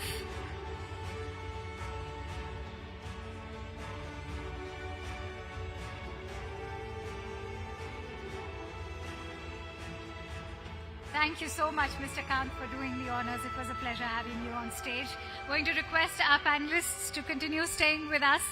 With that, let's also now move over to our next conversation on how personalization has gone from being a nice to have to a baseline expectation. And to host this conversation, we have Sakshi Dhingra with us. Sakshi, the stage is all yours. Thank you very much. Well, the trips and falls are important, right? Having said that, let me weave a little story for the context here. Valentine's Day is coming. I get Nykaa messaging saying, you know, look beautiful. I get Zepto, Swiggy saying, please buy the heart-shaped cake. We will send the flowers. But again, I got Netflix message saying, dear sir, these are the series that you must watch this month. Why? Valentine's Day. So I have lovely leaders here today diving deep into AI transformation, and because we are talking about personalization, let's start with something very, very intriguing. While I would like you to introduce yourself, also help me address this question, saying when you're using AI, what is that one thing that has been extremely fascinating versus one thing that is disappointing? Whoever can start first. Thank you so much for having me this evening. If I read your question right, you said, what is it that you like about AI and what is it that you find not very interesting, right? Yes, it could be ridiculous versus something that is fascinating. Can I request you to hold the mic a little close so we hear you loud and clear? Sorry? The mic. Okay, got it. So, see, AI has actually democratized the way, you know, capability has largely got democratized, right? So, the best example of that is that you have an influencer sitting, or a pseudo-influencer, if I can call it that, sitting out of your neighborhood, right? So, every child is an influencer of sorts. Anybody with a mic and a cam and a 10,000 rupee phone is an influencer today, right? You can debate about whether they have followers or not, if the content is interesting or not. So to that extent, you know, capability has actually become possible. So it's something that you get to expect from everybody.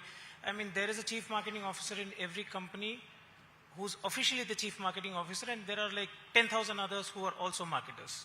So because you consume content and you believe that you can do that job, right?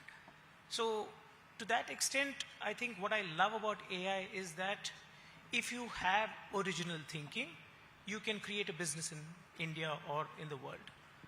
What I don't find interesting about AI is the fact that it has also killed original thinking. Like, if I was to take the analogy of, let's say, somebody wanting to write a script for a movie, right? If I have the broad contours of, let's say, 4 or 5 prompts that I want to use, I could just write a prompt saying that write me a thriller movie and it will give me a summary of 4 different scripts. And then I'll have to build on that. But it is not original thinking. And when you see original thinking, you can see that, you know, there is a quality that comes with it. So it's also killed that level of creativity to a large extent. But I don't think that's the problem of AI. It's about how we use it. That's my view. Sure, sir, but I think you forgot to introduce yourself. Oh, sorry. I miss seeing my photo there because I was No, sir, busy. it's just you and the audience. Okay, great. So the reason why I said is, sorry, let's forget all of that. I'm Narayan TV. I'm the CMO of Akasa. There are a few functions that I take a look at. So customer experience is also one of those, along with e-commerce and all of that. Wonderful. A warm welcome once again, sir. Thank you, sir. Why don't you go? Good evening, everyone. Thank you so much for having me on the panel.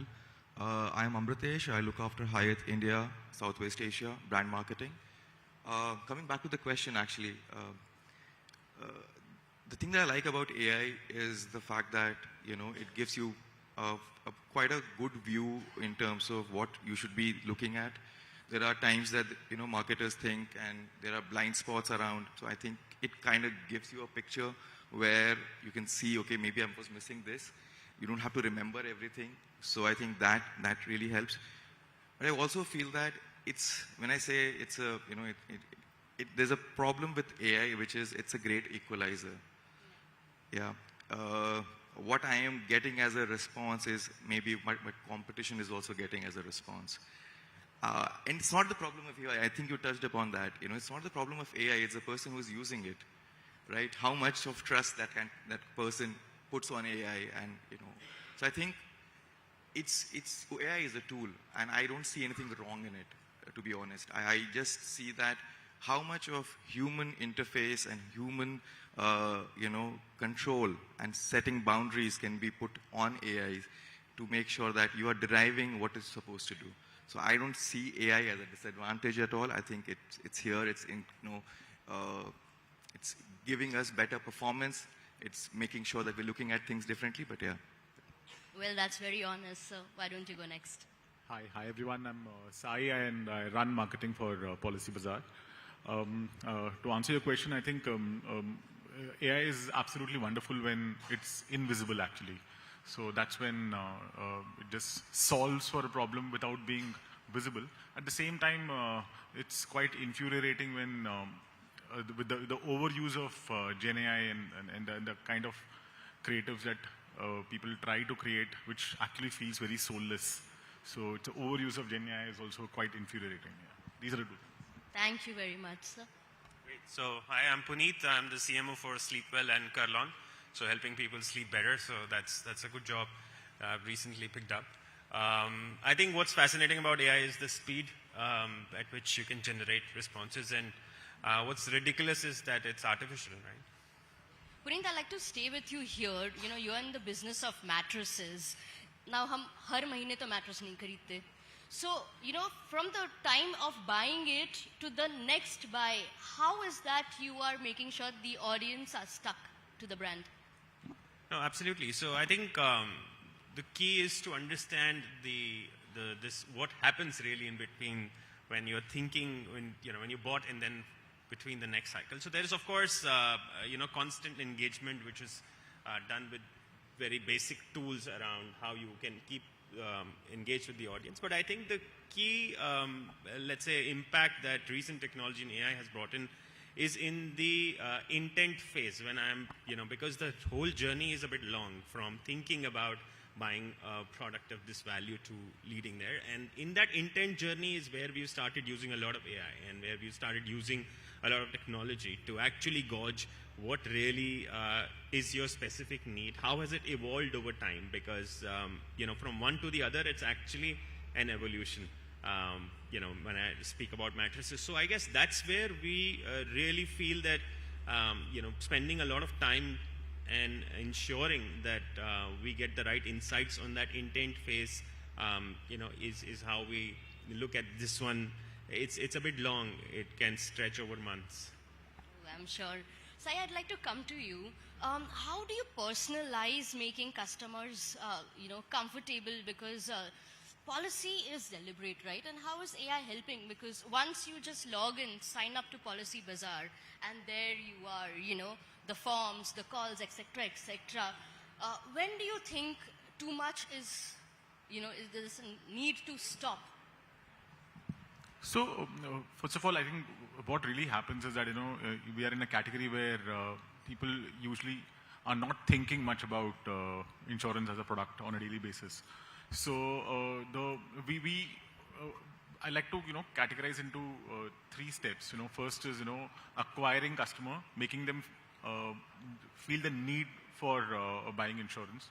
So that's where we, work with Google and Meta, and we go to the open market to acquire customers, and that's where we use their products, their AI tools to get the right customer at the most efficient cost. So the second step is when they come to our platform. So that's where the real play happens, where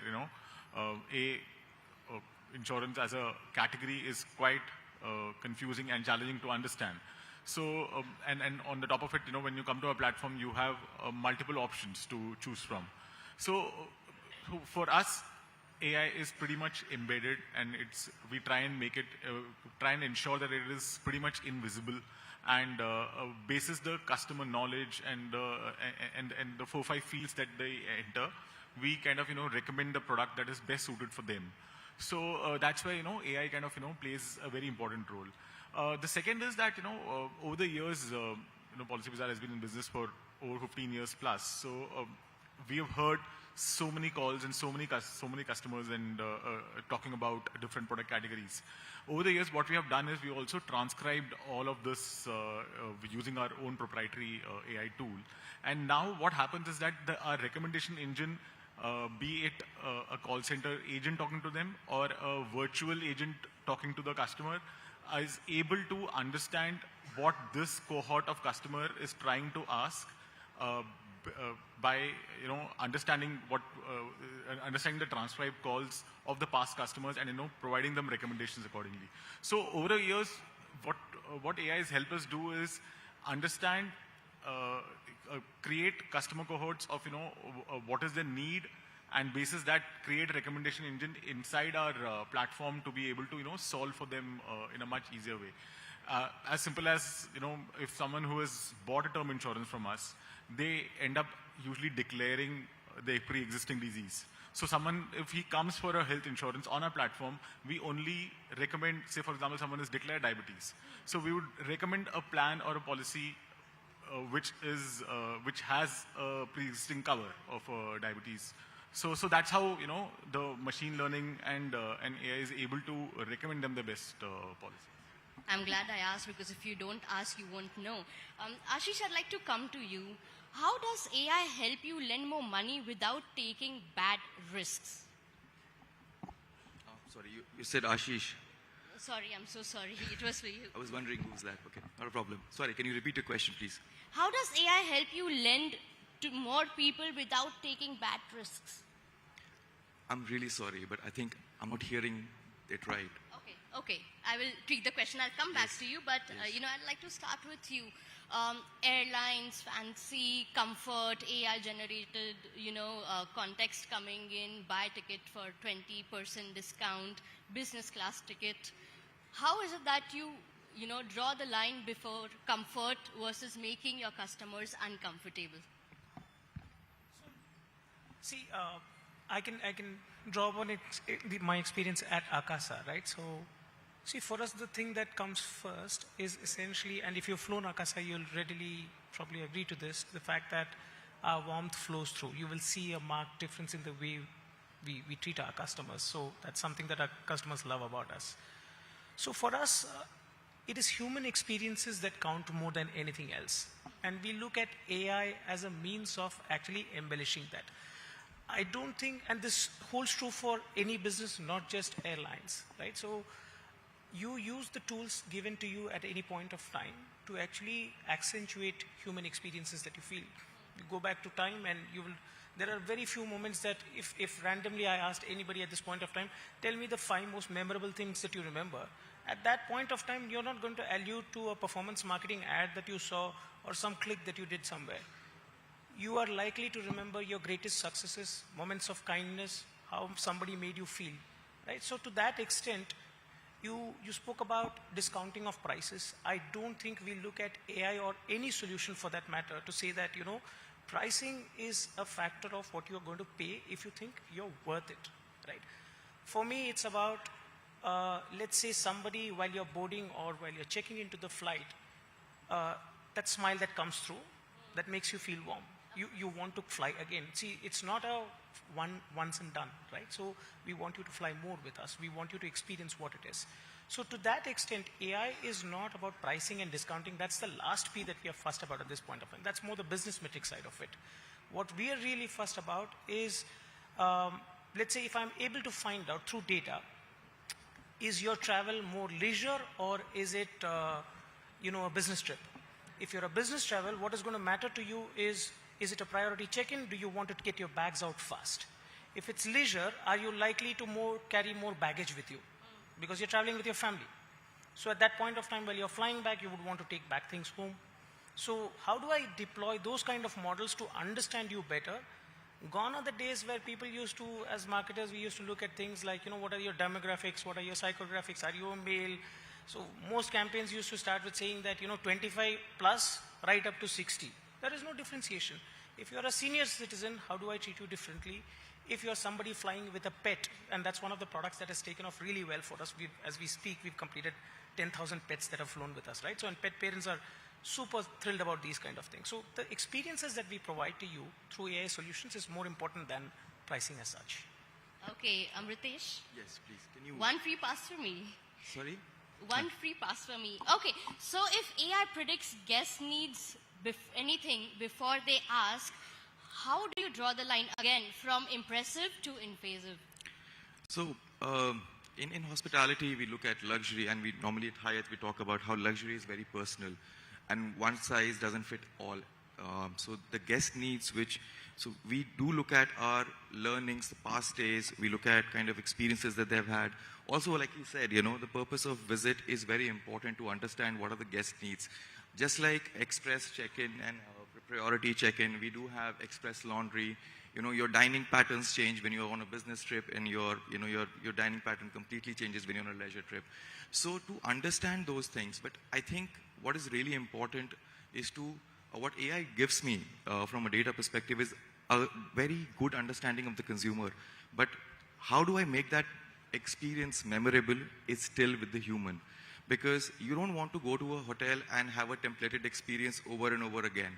You want them to, and the expectation with hotels is, I don't want a templated experience. So no matter how much I know about you, I still have to be creative in terms of making sure that I'm delighting you in some way or the other.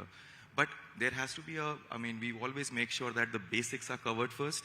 So the kind of temperature you want your room in, the pillows that you want, the sea-facing view, whatever you want, that is taken care of first. And then we get into personalizing things for you. We make sure that the guests do not feel that they're observed but understood. So you're putting up surveillance, right? Yes, no surveillance at all. Okay, so I'll request all four of you to answer this for me very quickly because we are short on time. If AI runs campaigns, what is it that your Monday morning is like as the CMOs?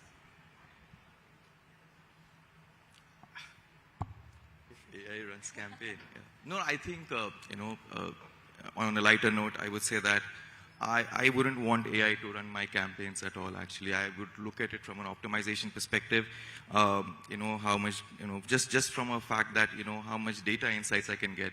But from a campaign perspective, I would like it to be a lot of human touch to it, because I think we all heard it as well, the differentiation, the human empathy and warmth that comes from a campaign. I mean, if you look at and ask yourself that, the last 5 campaigns that you remember will have something that connected with you and will not be generic what AI does or something like that. So, yeah. Okay, would like to go next? Sure. So I think I may not be sleeping well, which I usually do. So that could be one of the things or impacts if that run a campaign. And I think that Mr. Kant actually just said in his previous session, I think it's about preserving the soul and the cultural sovereignty. So I guess those are the things that you wouldn't want to sacrifice. So. Wonderful. Sai? Yeah, I think the last session, Amitabh sir pretty much answered the question. So again, it is really about, at the end of the day, it is, AI brings in efficiency, makes the work much more faster, but at the same time, it is the people who are actually running it. So without that, it will be pretty much be soulless. In the beginning, I said that, AI will pretty much be like, Wi-Fi. It's invisible when it's good, and it's infuriating when it's absent. So yeah. Ryan? I'd be very happy if AI ran my campaigns for me. Simple answer is, I would look at the cost of efficiency, right? But the truth is, I'll find other things to do, which is to see has the experience for our customers improved? Are they feeling better about us? Is the brand messaging right? Is the brand promise being delivered right? Those are the softer metrics that I'd like to look at. So, largely, yeah. Well, with that, we've understood one thing, that good personalization feels like attention, but the bad ones really feel like surveillance. With that, I must thank my panelists for being here and for all your time. Thank you.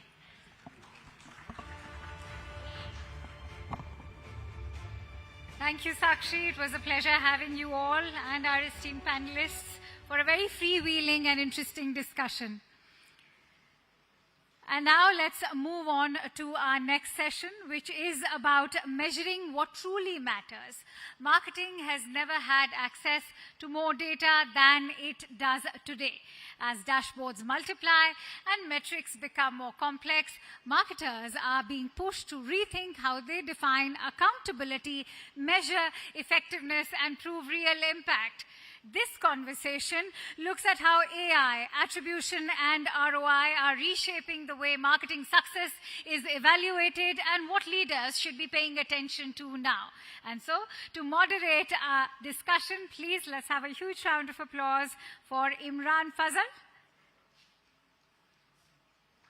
Let me also now welcome our distinguished panelists, Sukhleen Anija, SVP Business Head at Nykaa K Beauty. Sukhleen is a business and marketing leader, driving growth and brand momentum in India's evolving beauty landscape. Also welcoming Akshay Kapoor, who is the CMO DLF Limited, an experienced marketing leader strengthening brand trust and visibility in India's real estate sector. Anurita Chopra, CMO, Halen ISC, a brand leader driving purpose-led marketing and consumer health awareness. Imran, it's over to you.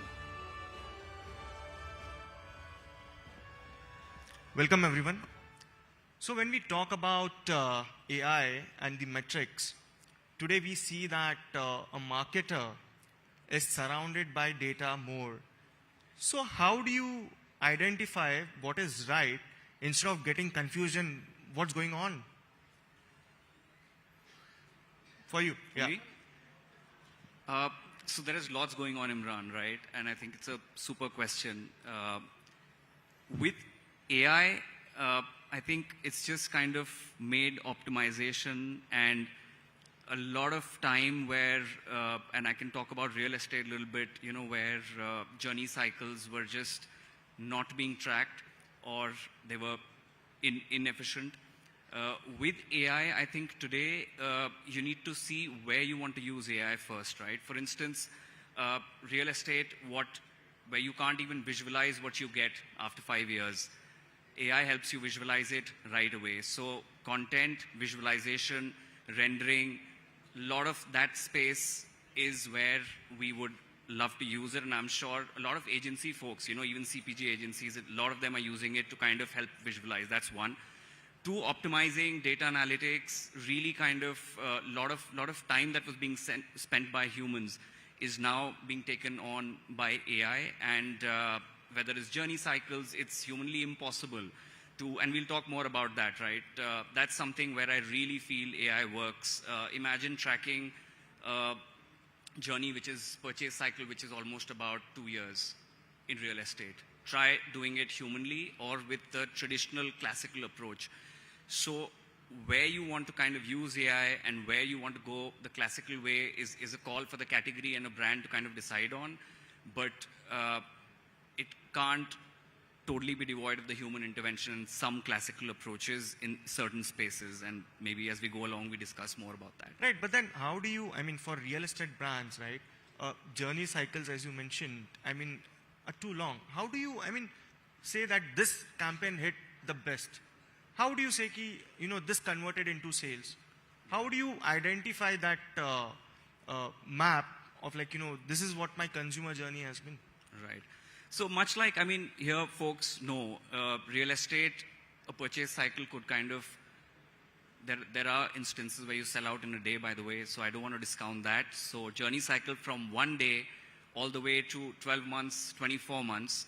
The problem is not number of leads, and I'll talk a bit about the efficiency that AI probably gets in and how you track effectiveness as well. The challenge here is latency, at least in real estate.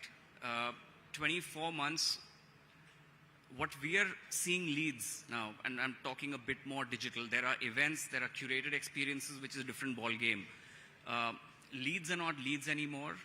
We start seeing leads as more real life signals, intent signals and triggers. Now, what do? You use Salesforce, you use Data Cloud, you use the Marketing Cloud, you aggregate all of this, and very early in your journey, you start to see a lead as not just a lead, but a high intent or a quality lead. What it does for you is right from the inquiry stage, it tells you the potential of that lead. Now, what humanly you were doing, you were treating first come, first serve. Let's say you have a bunch of 1,000 leads coming in a week or in a certain set of days. It was first come, first serve. Somebody would do pre-sales qualification and start talking to them. There was no sense that you got whether it's hot, warm, is it potentially better than other leads. AI today, with its predictive scores on historic data, tells you how good the lead is, and then you can nurture it with automated journeys, right?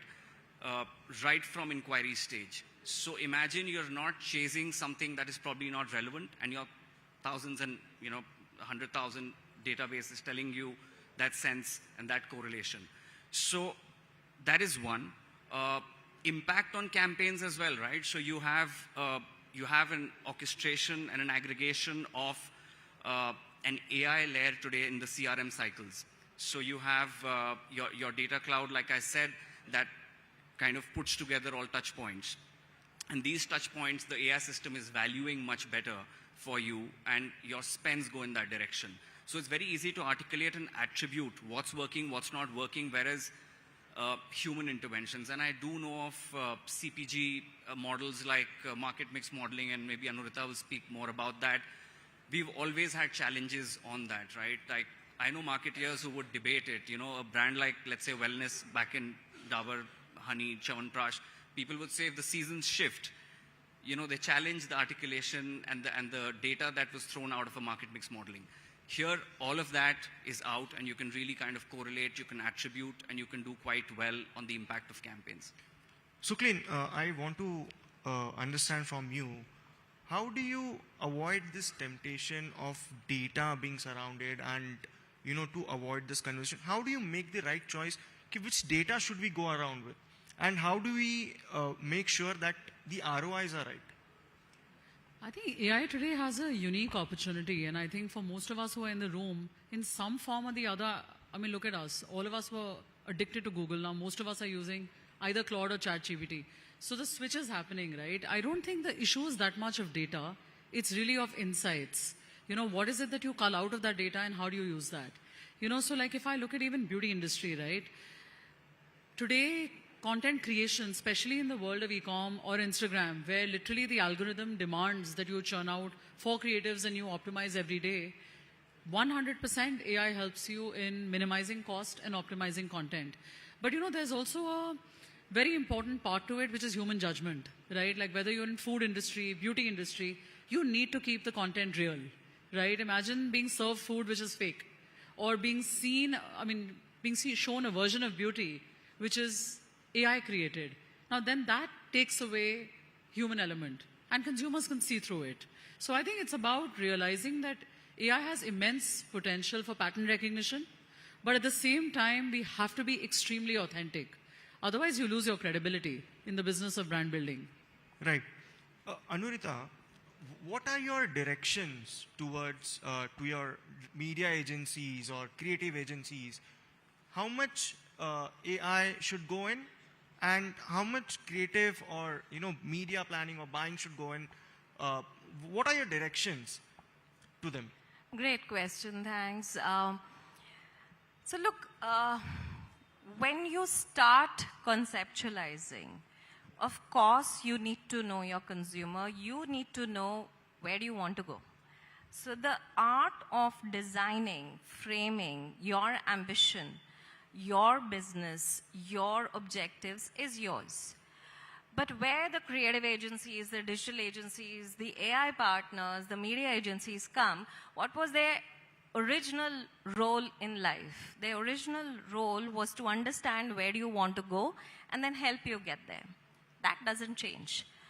But what AI enables them to do is to think, work, act smarter. First golden rule is that everyone is using AI. If you aren't, then be rest assured that your competitors are. That's reality number one. And that's true for all agency partners as well, right? Second, is the kind of questions to your question would be that here is your thinking, what is your thinking, but how are you leveraging the power of AI to enable you to think harder? It could be, to your point, it could be market design framework, it could be cohort design, it could be reading your data and analyzing your data at pace. It could be unearthing certain insights, it could be social listening, but you're basically unleashing the power of generative AI, agent AI, to be able to connect with your audiences better. So give me solutions which help me create content, design platforms, create connections. It could be a chatbot for all you care. But come back with solutions that leverage the power of AI to design, monitor, create content, and then give me analytics which are strung together. But how you embed AI is your job. These are the questions that I have. These are the directions I want to go. How you want to use that is totally your job. But, Akshay, tell me, we keep on hearing that the media agencies gets a direction from clients saying, do one thing, make it, chart a strategy for us, keep it AI based, because any which way we'll be tracking it via AI. So, are you seeing such trend going on? I mean, where brands themselves are telling the agencies, do one thing, chart something for us and keep it AI based so that we can back it. I'm not sure who's doing that, but I think the way to put it is you need to have the right metrics. You need to keep improving, especially when it's performance. You need to kind of push them hard to say, how do you improve your KRA and deliverables and the metrics? What we do is, when we push them to improve the digital deliveries, they will come back and say, can we use programmatic? Can we use more data-driven tools?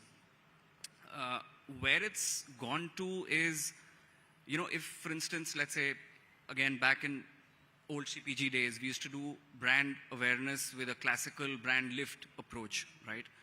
A/B testing. Where has that gone to? It's now A/B testing with a layer of AI. All of that goes into, let's say, if somebody's using a Salesforce or a marketing cloud there, the AI layer of Einstein, that really kind of now is aggregating this with conversions in your CRM cycle and giving you a very, very optimum output on media planning as well, or on attribution. All of these are getting solved. So new age agencies will tell you this. The classical approach, like I said, was the market mix modeling, right? Very, very debated.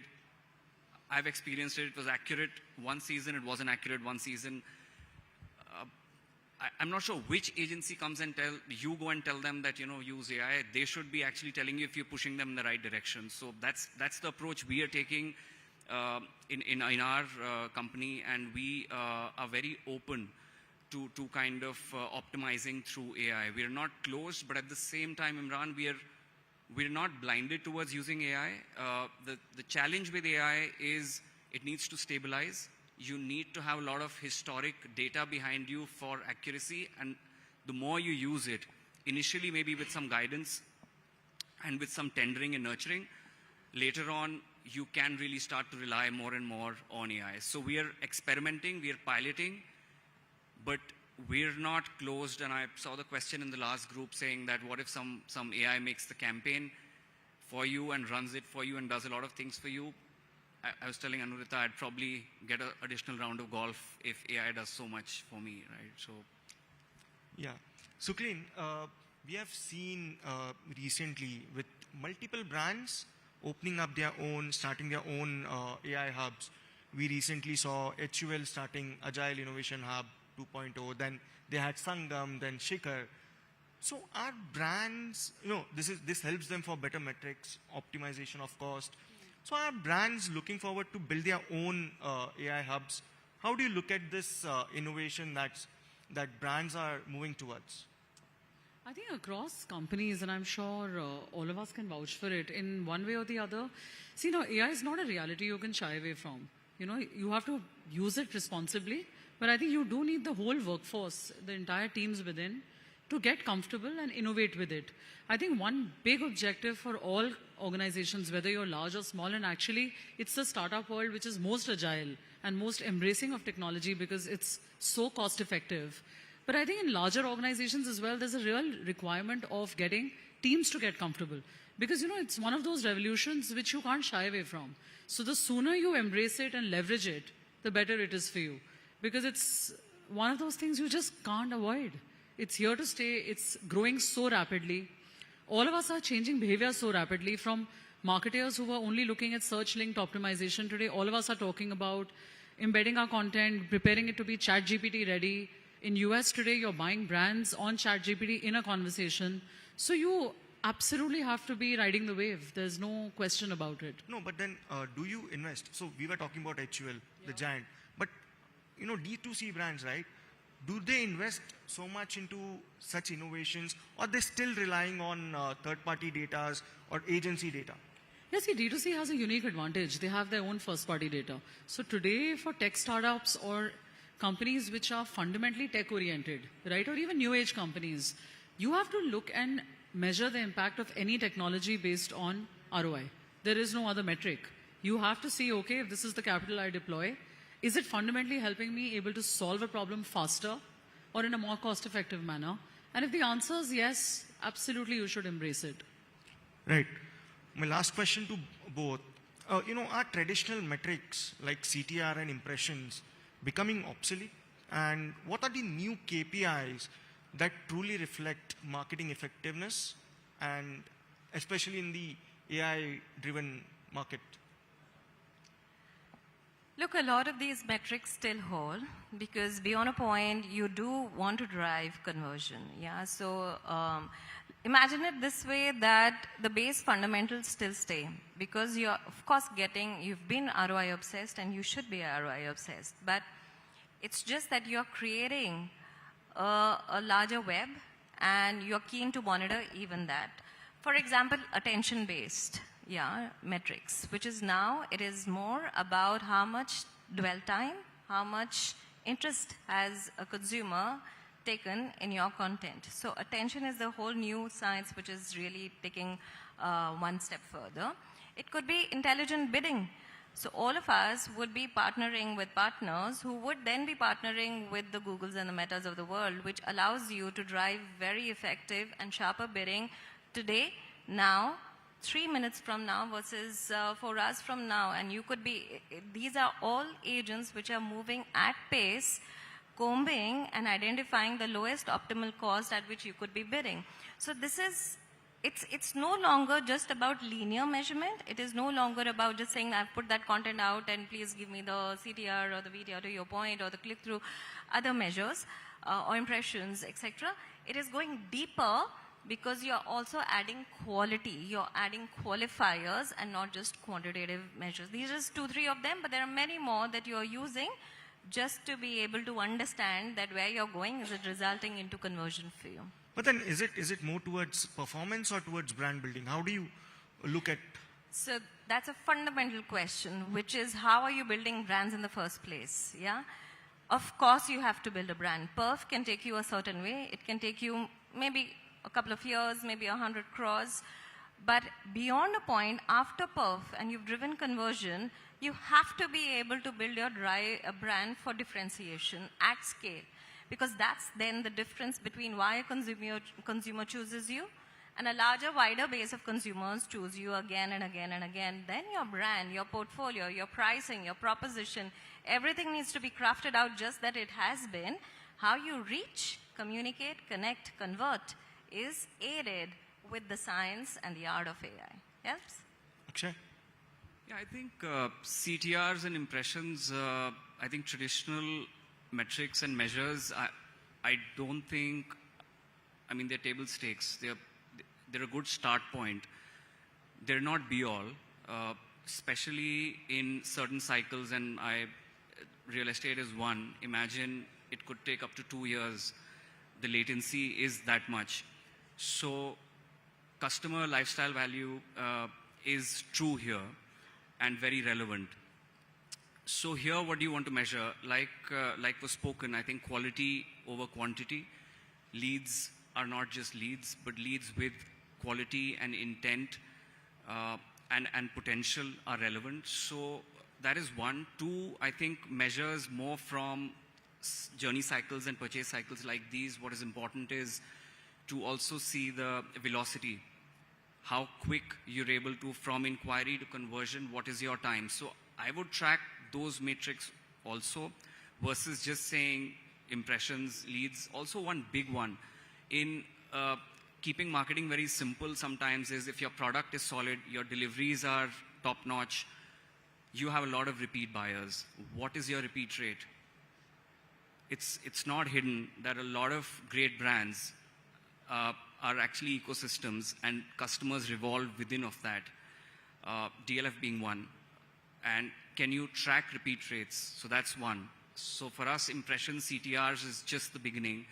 Their hygiene, they must be there, but this is what we want to track, and this is not humanly trackable unless you have a very solid CRM layer laddered with AI, and there is a data cloud that is aggregating journeys and touch points over years, and that is when you can rely. Why I'm saying over years is because it is a living trigger. It will take longer. And here is when we don't talk about campaigns, but it's more being in the memory. And what I mean is, if somebody does not come back to you after a campaign, it's not an exit. It's just a pause. So this is how we think about customer journeys in a long latency kind of a cycle.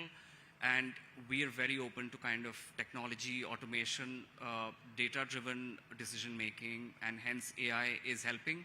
But like I said, Imran, we're not blind towards it. The one place where I was blind towards it is improving my golf swing, by the way. I put my golf swing, for any golfers in the house, I put my golf swing on AI. It pointed out what was going wrong. My human coach could not, told me to reset and buy a golf set. So great ROI for me personally at golf. It corrected my little niggle in the golf swing, and I did not have to buy the expensive golf set. So it's human versus machine, different examples. Right. Thank you so much. Thank you, Akshay, for sharing those insights, and thank you so much. Please, round of applause for our guests today. Thank you so much, Sukhdev. Thanks, Anil. And thank you, Imran, for a very freewheeling, interesting discussion. We are also going to request our panelists now to remain on stage as we continue to honor all of you with a group photograph, please, and the felicitations. I hope you're all right. Akshay? Please, come on stage for a group photograph. Yes, all of you, yes. I'm going to also request Mr. Khattar to come on stage for the felicitations, please. Ladies and gentlemen, let's have a huge round of applause for our very esteemed panelists and for Imran as well for that very interesting freewheeling discussion that just took place.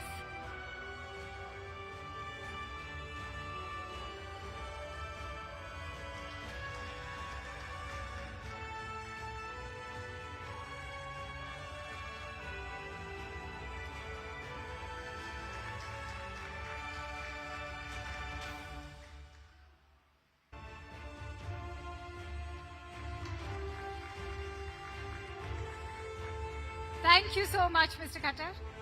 And congratulations, everyone over here, to our esteemed panelists as well for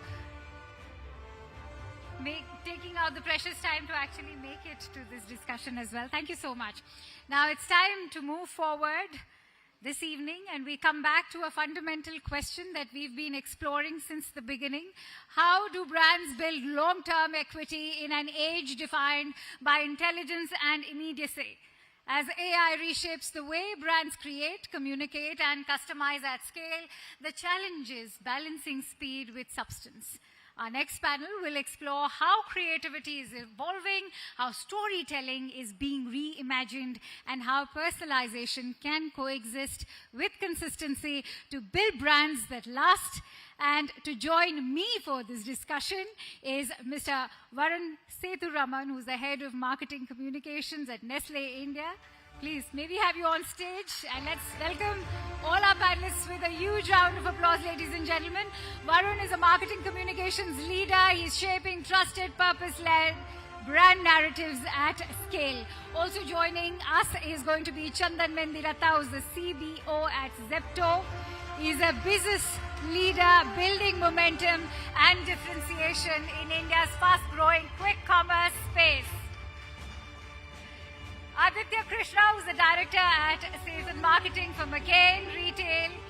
He's a sales and marketing leader, strengthening brand presence and retail impact across categories. Also welcoming Sandeep Shukla, who's the VP and Communications Head at Jaguar & Company. He's a communications leader, elevating brand stature and consistency in the lifestyle and building solutions space. Ladies and gentlemen, let's also have a very special round of applause for Pooja Baid, who's the CMO at Versuni, a diverse marketing leader. Pooja is transforming product experiences and driving growth in the domestic appliances sector. Ladies and gentlemen, let's welcome them all with a huge round of applause.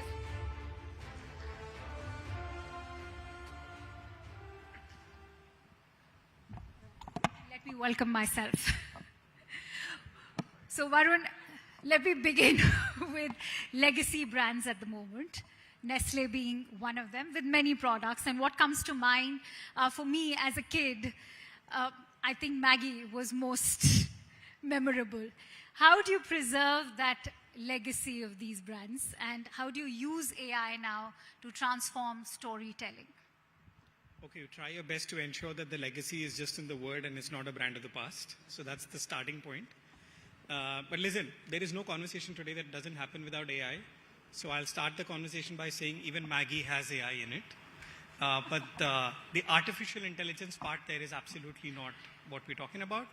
There's magic in the brand. There's magic in the aroma. So what AI is helping us today, and it's similar for a lot of large brands, is personalization at scale, right? Maggie launched in 1983. We're celebrating actually 50 plus years as we speak. So 50 years, we've been having personalization at scale by just having the pack and memories that we create.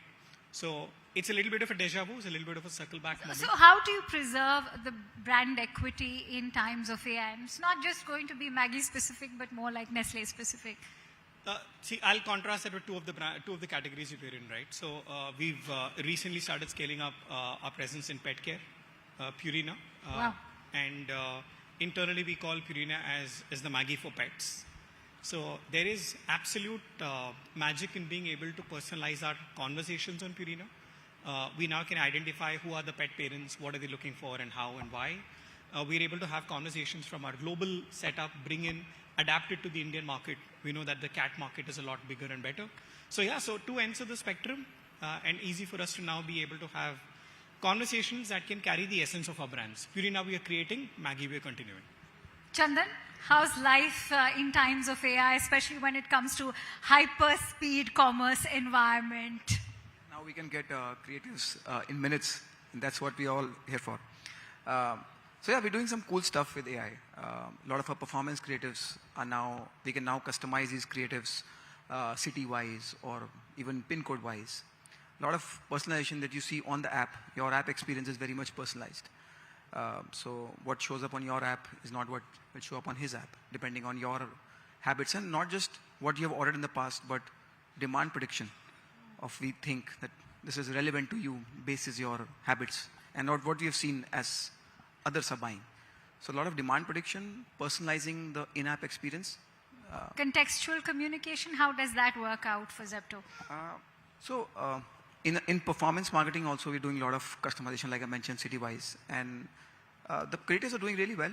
We see better metrics than the non-AI ones that we used to do earlier. For example, we did a campaign for some value prop for Jaipur in particular, just Jaipur. And we used Camel as a story vehicle. And that performed really well. I think the consumers are consuming AI content and accepting AI content more than regular short content. So that's good news. That's very interesting that you use the camel, but how did you build, say, you gave the example of the camel, but how did the AI communication help you build on, say, just that idea of a camel?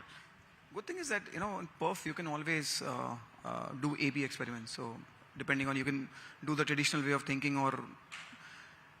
See, good thing with AI is that if you have 5 ideas, you can execute all 5 with the budget you have. Earlier, you would really stress test, somehow do concept testing. Now, concept testing can be done on the fly, on the go. So I'm going to take that forward with Aditya as well, because I think the concept is still very basic. Like, let me take it forward with, say, the concept of, say, he said that they use the camel. So how are you building on that offline retail behavior? How do you bridge that, say, with digital storytelling or even personalization? Sure, yeah. So our businesses, so I work at McCain. McCain has a presence across the frozen fruit category, and we're a young organization in the country. We're about 13 years old with a branded business. And we have a good presence across... Could you place the mic a bit Yeah, higher? sure. Better now? Yeah. Okay, yeah. So we have a good presence across both B2C and we also have a sizable supply to restaurants. Now, why I'm mentioning this is because we draw significant insights from offline and translate those into performance marketing on online. And I'll give you a couple of examples. What we learn from offline, from our offline behavior is that consumers typically purchase our products on a Sunday afternoon because family time is non-negotiable for them, and the family's together and they want to eat that. What we learn from our restaurant partners is that the category, the QSR and French fries category, is largely a functional category in metros. But if you think about a place like Charkhi Dadri, or you think about a place like Gwalior, there people actually dress up to come to a small QSR. Yeah?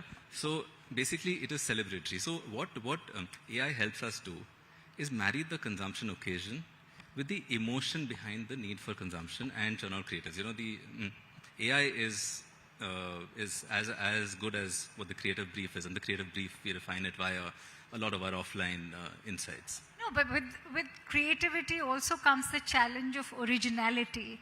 And that's exactly what we've all been discussing throughout. And that's why, Sandeep, I want to bring you in on how do you actually incorporate originality, say, for luxury items? And how do you, in fact, balance that challenge of craftsmanship, positioning Jaguar as a premium brand as well? See, thank you everyone for having me here.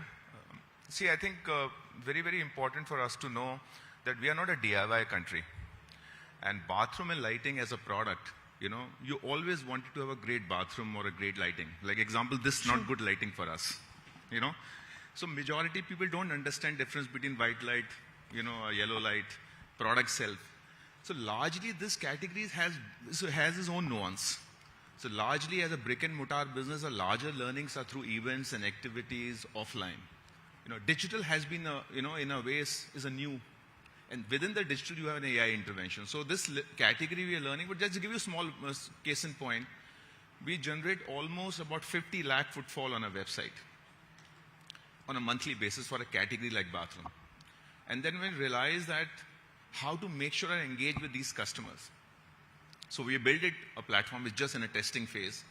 What we realized, people don't know where to start a journey. If I want to have a great bathroom, I typically will walk into a dealer showroom and say, ki, mujhe kuch dikha do, or maybe whatever the architects or maybe a plumber which have trained them. So basically we have come to a point that to engage an end customer on a website, we are basically asking a couple of basic questions in terms of family size, the budgets, things like that. So basic things, which generates a BOQ automatically for him. Okay. Yeah. Like example, if you want a great shower, you need a thermostat. You need a great shower, you need a water heater because you don't know the throughput of a shower. Typically, we'll end up buying a water heater from an electrician shop. An electrician has nothing to do with shower. So we're prompting this automatically. We're generating a BOQ from him. From a BOQ, we generate a 2D drawing and a 3D drawing for him. And with this IP, I can track him, which is my closest dealer. Okay? So now armed with this data, this guy walks up to a dealer showroom, even he's interacting with an architect, he's far, far more informed. Okay. So, right now from the point is, this is the kind of intervention and doing in many spaces. So when you reach out to your customers in this structured way, with the help of technology, I think you are making a point. It's interesting you emphasize on structure, and I want to get in an idea from Pooja on if structure works for you as well, because innovation and utility are also important for your brand. How are you capitalizing on AI, especially when it comes to, say, storytelling that's resonating across diverse households? That's a great question. Thank you. Before I jump into that, I'm not sure how many people here know Versuni. A show of hands, how many people here know Versuni? Yeah, that's probably a lot of my team sitting in different parts of the room. Guys, we are a private equity owned company that runs Philips home appliances and Preeti home appliances across the country. So every time you see a Philips air fryer or a Philips mixer grinder or a Preeti mixer grinder, that's us for you. I think that context is important for them to know what we really do. When you think of brand building in the age of AI, I think you need to step back and first redo the basics. Okay, the basics of brand building is about delivering a relevant promise consistently over a period of time. Those are the 4 basic tenets that haven't changed since the inception of brand building. And I don't think they're going to change. What AI helps us do in this age and all the structure, etc., these are all tools, I think, to just manage, accelerate different parts of the same equation. For example, 4 keywords. So brand relevance, promise, consistency. All 3 stages have a lot of work that AI can actually ease out. For example, relevance. Consumers are changing, their habits are evolving. We still continue to believe that people buy appliances with a utility mindset in place. Maybe not. And an air fryer is a classical example of it. Frankly speaking, you've been eating this food all your life. You will continue to eat it. Your kitchens were running before it came, and your kitchens are still running with it. Utility is very little to do with what an air fryer sparks into you. It's largely built on a desire and an increased availability of monetary power in your hand, your increased propensity to spend. Now, to be able to capture these trends and innovate on the basis of these trends is something that AI smoothens out quite a lot and makes us more agile. So it makes a brand stay relevant with evolving consumers, evolving lifestyles. That's first. And when we speak about evolving, Varun, we are also looking at personalization across brand platforms. And so for Nestle, what is the challenge, especially in terms of making it a collective brand to reckon with across India? See, personalization is great, right? But you need to have a little bit of a brand synergy with who you're going to talk to, and you have to have a role. So I will sort of take a step back and say ki today, if there is anything that marketers would say at Nestle as significantly up their quality of life, it is the conversations we have with our agency partners.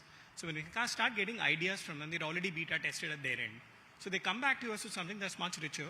So the brand promise is simpler. So tomorrow, we know a Maggie can personalize at scale, a Nescafe can, but we possibly wouldn't do that for a Kit Kat. Right? And I'll take an example. And the second, as soon as I saw him, I was like, that's a brilliant color, purple, right? We have another brand, very purple color brand, Munch. Everyone talks red, yellow. We love purple. So yeah, we'll talk about a connect on that brand separately. But Munch already, it works brilliantly in rural. There's fantastic brand equity. We're able to contextualize the kind of conversations that we have, test with rural consumers brilliantly. So a lot of what we speak about is the front end of what consumers see. But the back end of how the ideas come to life to personalize, I think that's brilliant. How is quick commerce operating, especially when it comes to performance metrics? They are often dominating the market as well. So how do you ensure that AI-driven efficiency is incorporated, say, into the brand management, the brand propaganda, so that, the long-term brand equity is not overshadowed? I think we're very young to be thinking about the long-term, but I don't know what 6 months from now we'll be talking about. So that's too long a horizon for us. But yeah, I think every part of our I'm more of a brand guy than the performance, so let me add brand perspective to it. But every stage That's of... also an interesting conundrum. Are we looking at, say, in the age of AI, you can't think long term? No, I'm not saying that. Our category is so young that I don't know what long term is. For me, I have to, as of now, the biggest challenge that I am trying to solve and ace is we are probably the only category which is relevant 5 times a day. As compared to, like you're relevant probably once every few years. But we are relevant 5 times a day. How can I build that brand relevance and then take it to brand preference 5 times a day? And how can AI help me there? That's what we are struggling with. So can't think of 6 months or a year from now. But as of now, I'm thinking what more can we do for Valentine's Day so we can be more relevant and So more preferred. relevance one, I think Aditya can weigh in on habit and repeat purchases. How do you stay relevant then? And how do you utilize AI now to reshape brand perception? So, unlike Chandan's business and Chandan's category, I'd aspire to that big time. If we had a consumption frequency of 5 times in a day, I would be, it would be fantastic. So our challenge really is not about frequency in our business. It's really about, it's about penetration fundamentally. It's about telling consumers why this category is relevant to them, why it touches across consumption touch points. So I think similar to air fryers and our business, the task is really that. I think what AI does fantastically well in that space is that it's quite conducive to performance marketing, and performance marketing actually gets in consumers for us. So if my target is, if my target is to drive brand penetration, the approach is to identify consumer touch points which are conducive to that, and then personalize content which actually drives conversion. So it's relevant, but frequency is not my, frequency and habit is not really a brand task. Sandeep, across architect, dealer and consumer experiences, how are you utilizing AI at the moment? I just give you one data point for the dealers, because this category, the dealer experience, because he has a finite space, and obviously the bandwidth, the category is also a challenge. So do we have a large own experience centers which educate people? But I'm always wary what my dealers are talking to end customer, because they are not answering, giving the right answers. So what we do is typically, which is GMB, Google My Business. So they generate a lot of calls, and it's impossible for me to read all the calls. So we do a lot of with the AI agents. We do get a whole understanding what is the kind of a communication they're making, how there's a query handling is there. So so we are now really going down to the dealer level. What his challenges are, what his basically issues are, how he is responding to the questions. So yes, we use products like this, which is typically unheard in this category. Pooja, quick thoughts on, you're looking at smart ecosystems also and connected appliances. How is AI helping you all now to sustain consumer relationships in these environments? With also a lot of focus on sustainability nowadays. So I think sustaining consumer relationships and sustainability can be split in 2 parts. AI, I think, has a massive role in doing both, particularly with respect to connected ecosystems. See, the thesis around connected ecosystems is that people want a more seamless integration of appliances in their lives. Nobody wants to adjust what they are doing just because an appliance has come into their lives, right? An AI-enabled connected device basically helps you adjust so much more to what the consumer's usage pattern is, right? For example, home automation devices, Alexas, for example, was launched a few years ago, and nobody really needed it. And now, in a few years' time, all the smart automated devices are actually coming in with Alexa enablement, right? That's simply because you want to become part of the user's life, and you want to make the experience so seamless for them that you do not stick out as a sore thumb in their mind, you become a part of their life. So I think AI has a huge role to play in just feeding back that information on what is it that the consumer is really using, experiencing. For us at Philips, for example, it's a huge amount of data that we actually input back into our devices and into our marketing to see how we can make the next version much better than the previous version.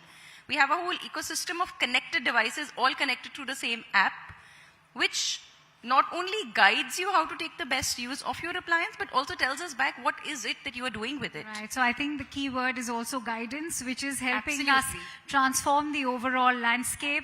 The soul will still remain very human, and I'm sure that nuancing which humans bring cannot be replaced. I'm sure we all are on the same page about that. Many thanks to you all for joining in on this very interesting and fast-moving discussion. We are running short of time, so I'm going to, on that note, let's have a huge round of applause, if not for me, for my esteemed panelists, please. Going to request Mr. Khattar and Dirshad to please come on stage and do the honors. Please.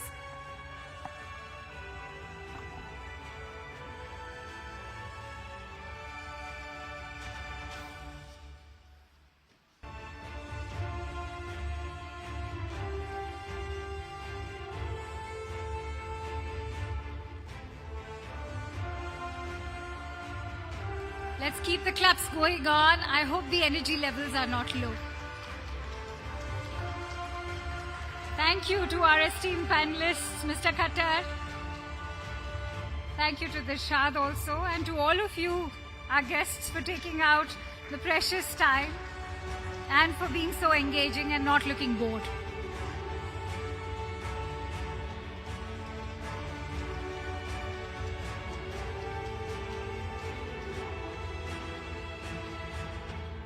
And thank you, Pooja, for making it to this discussion. Congratulations, esteemed panelists.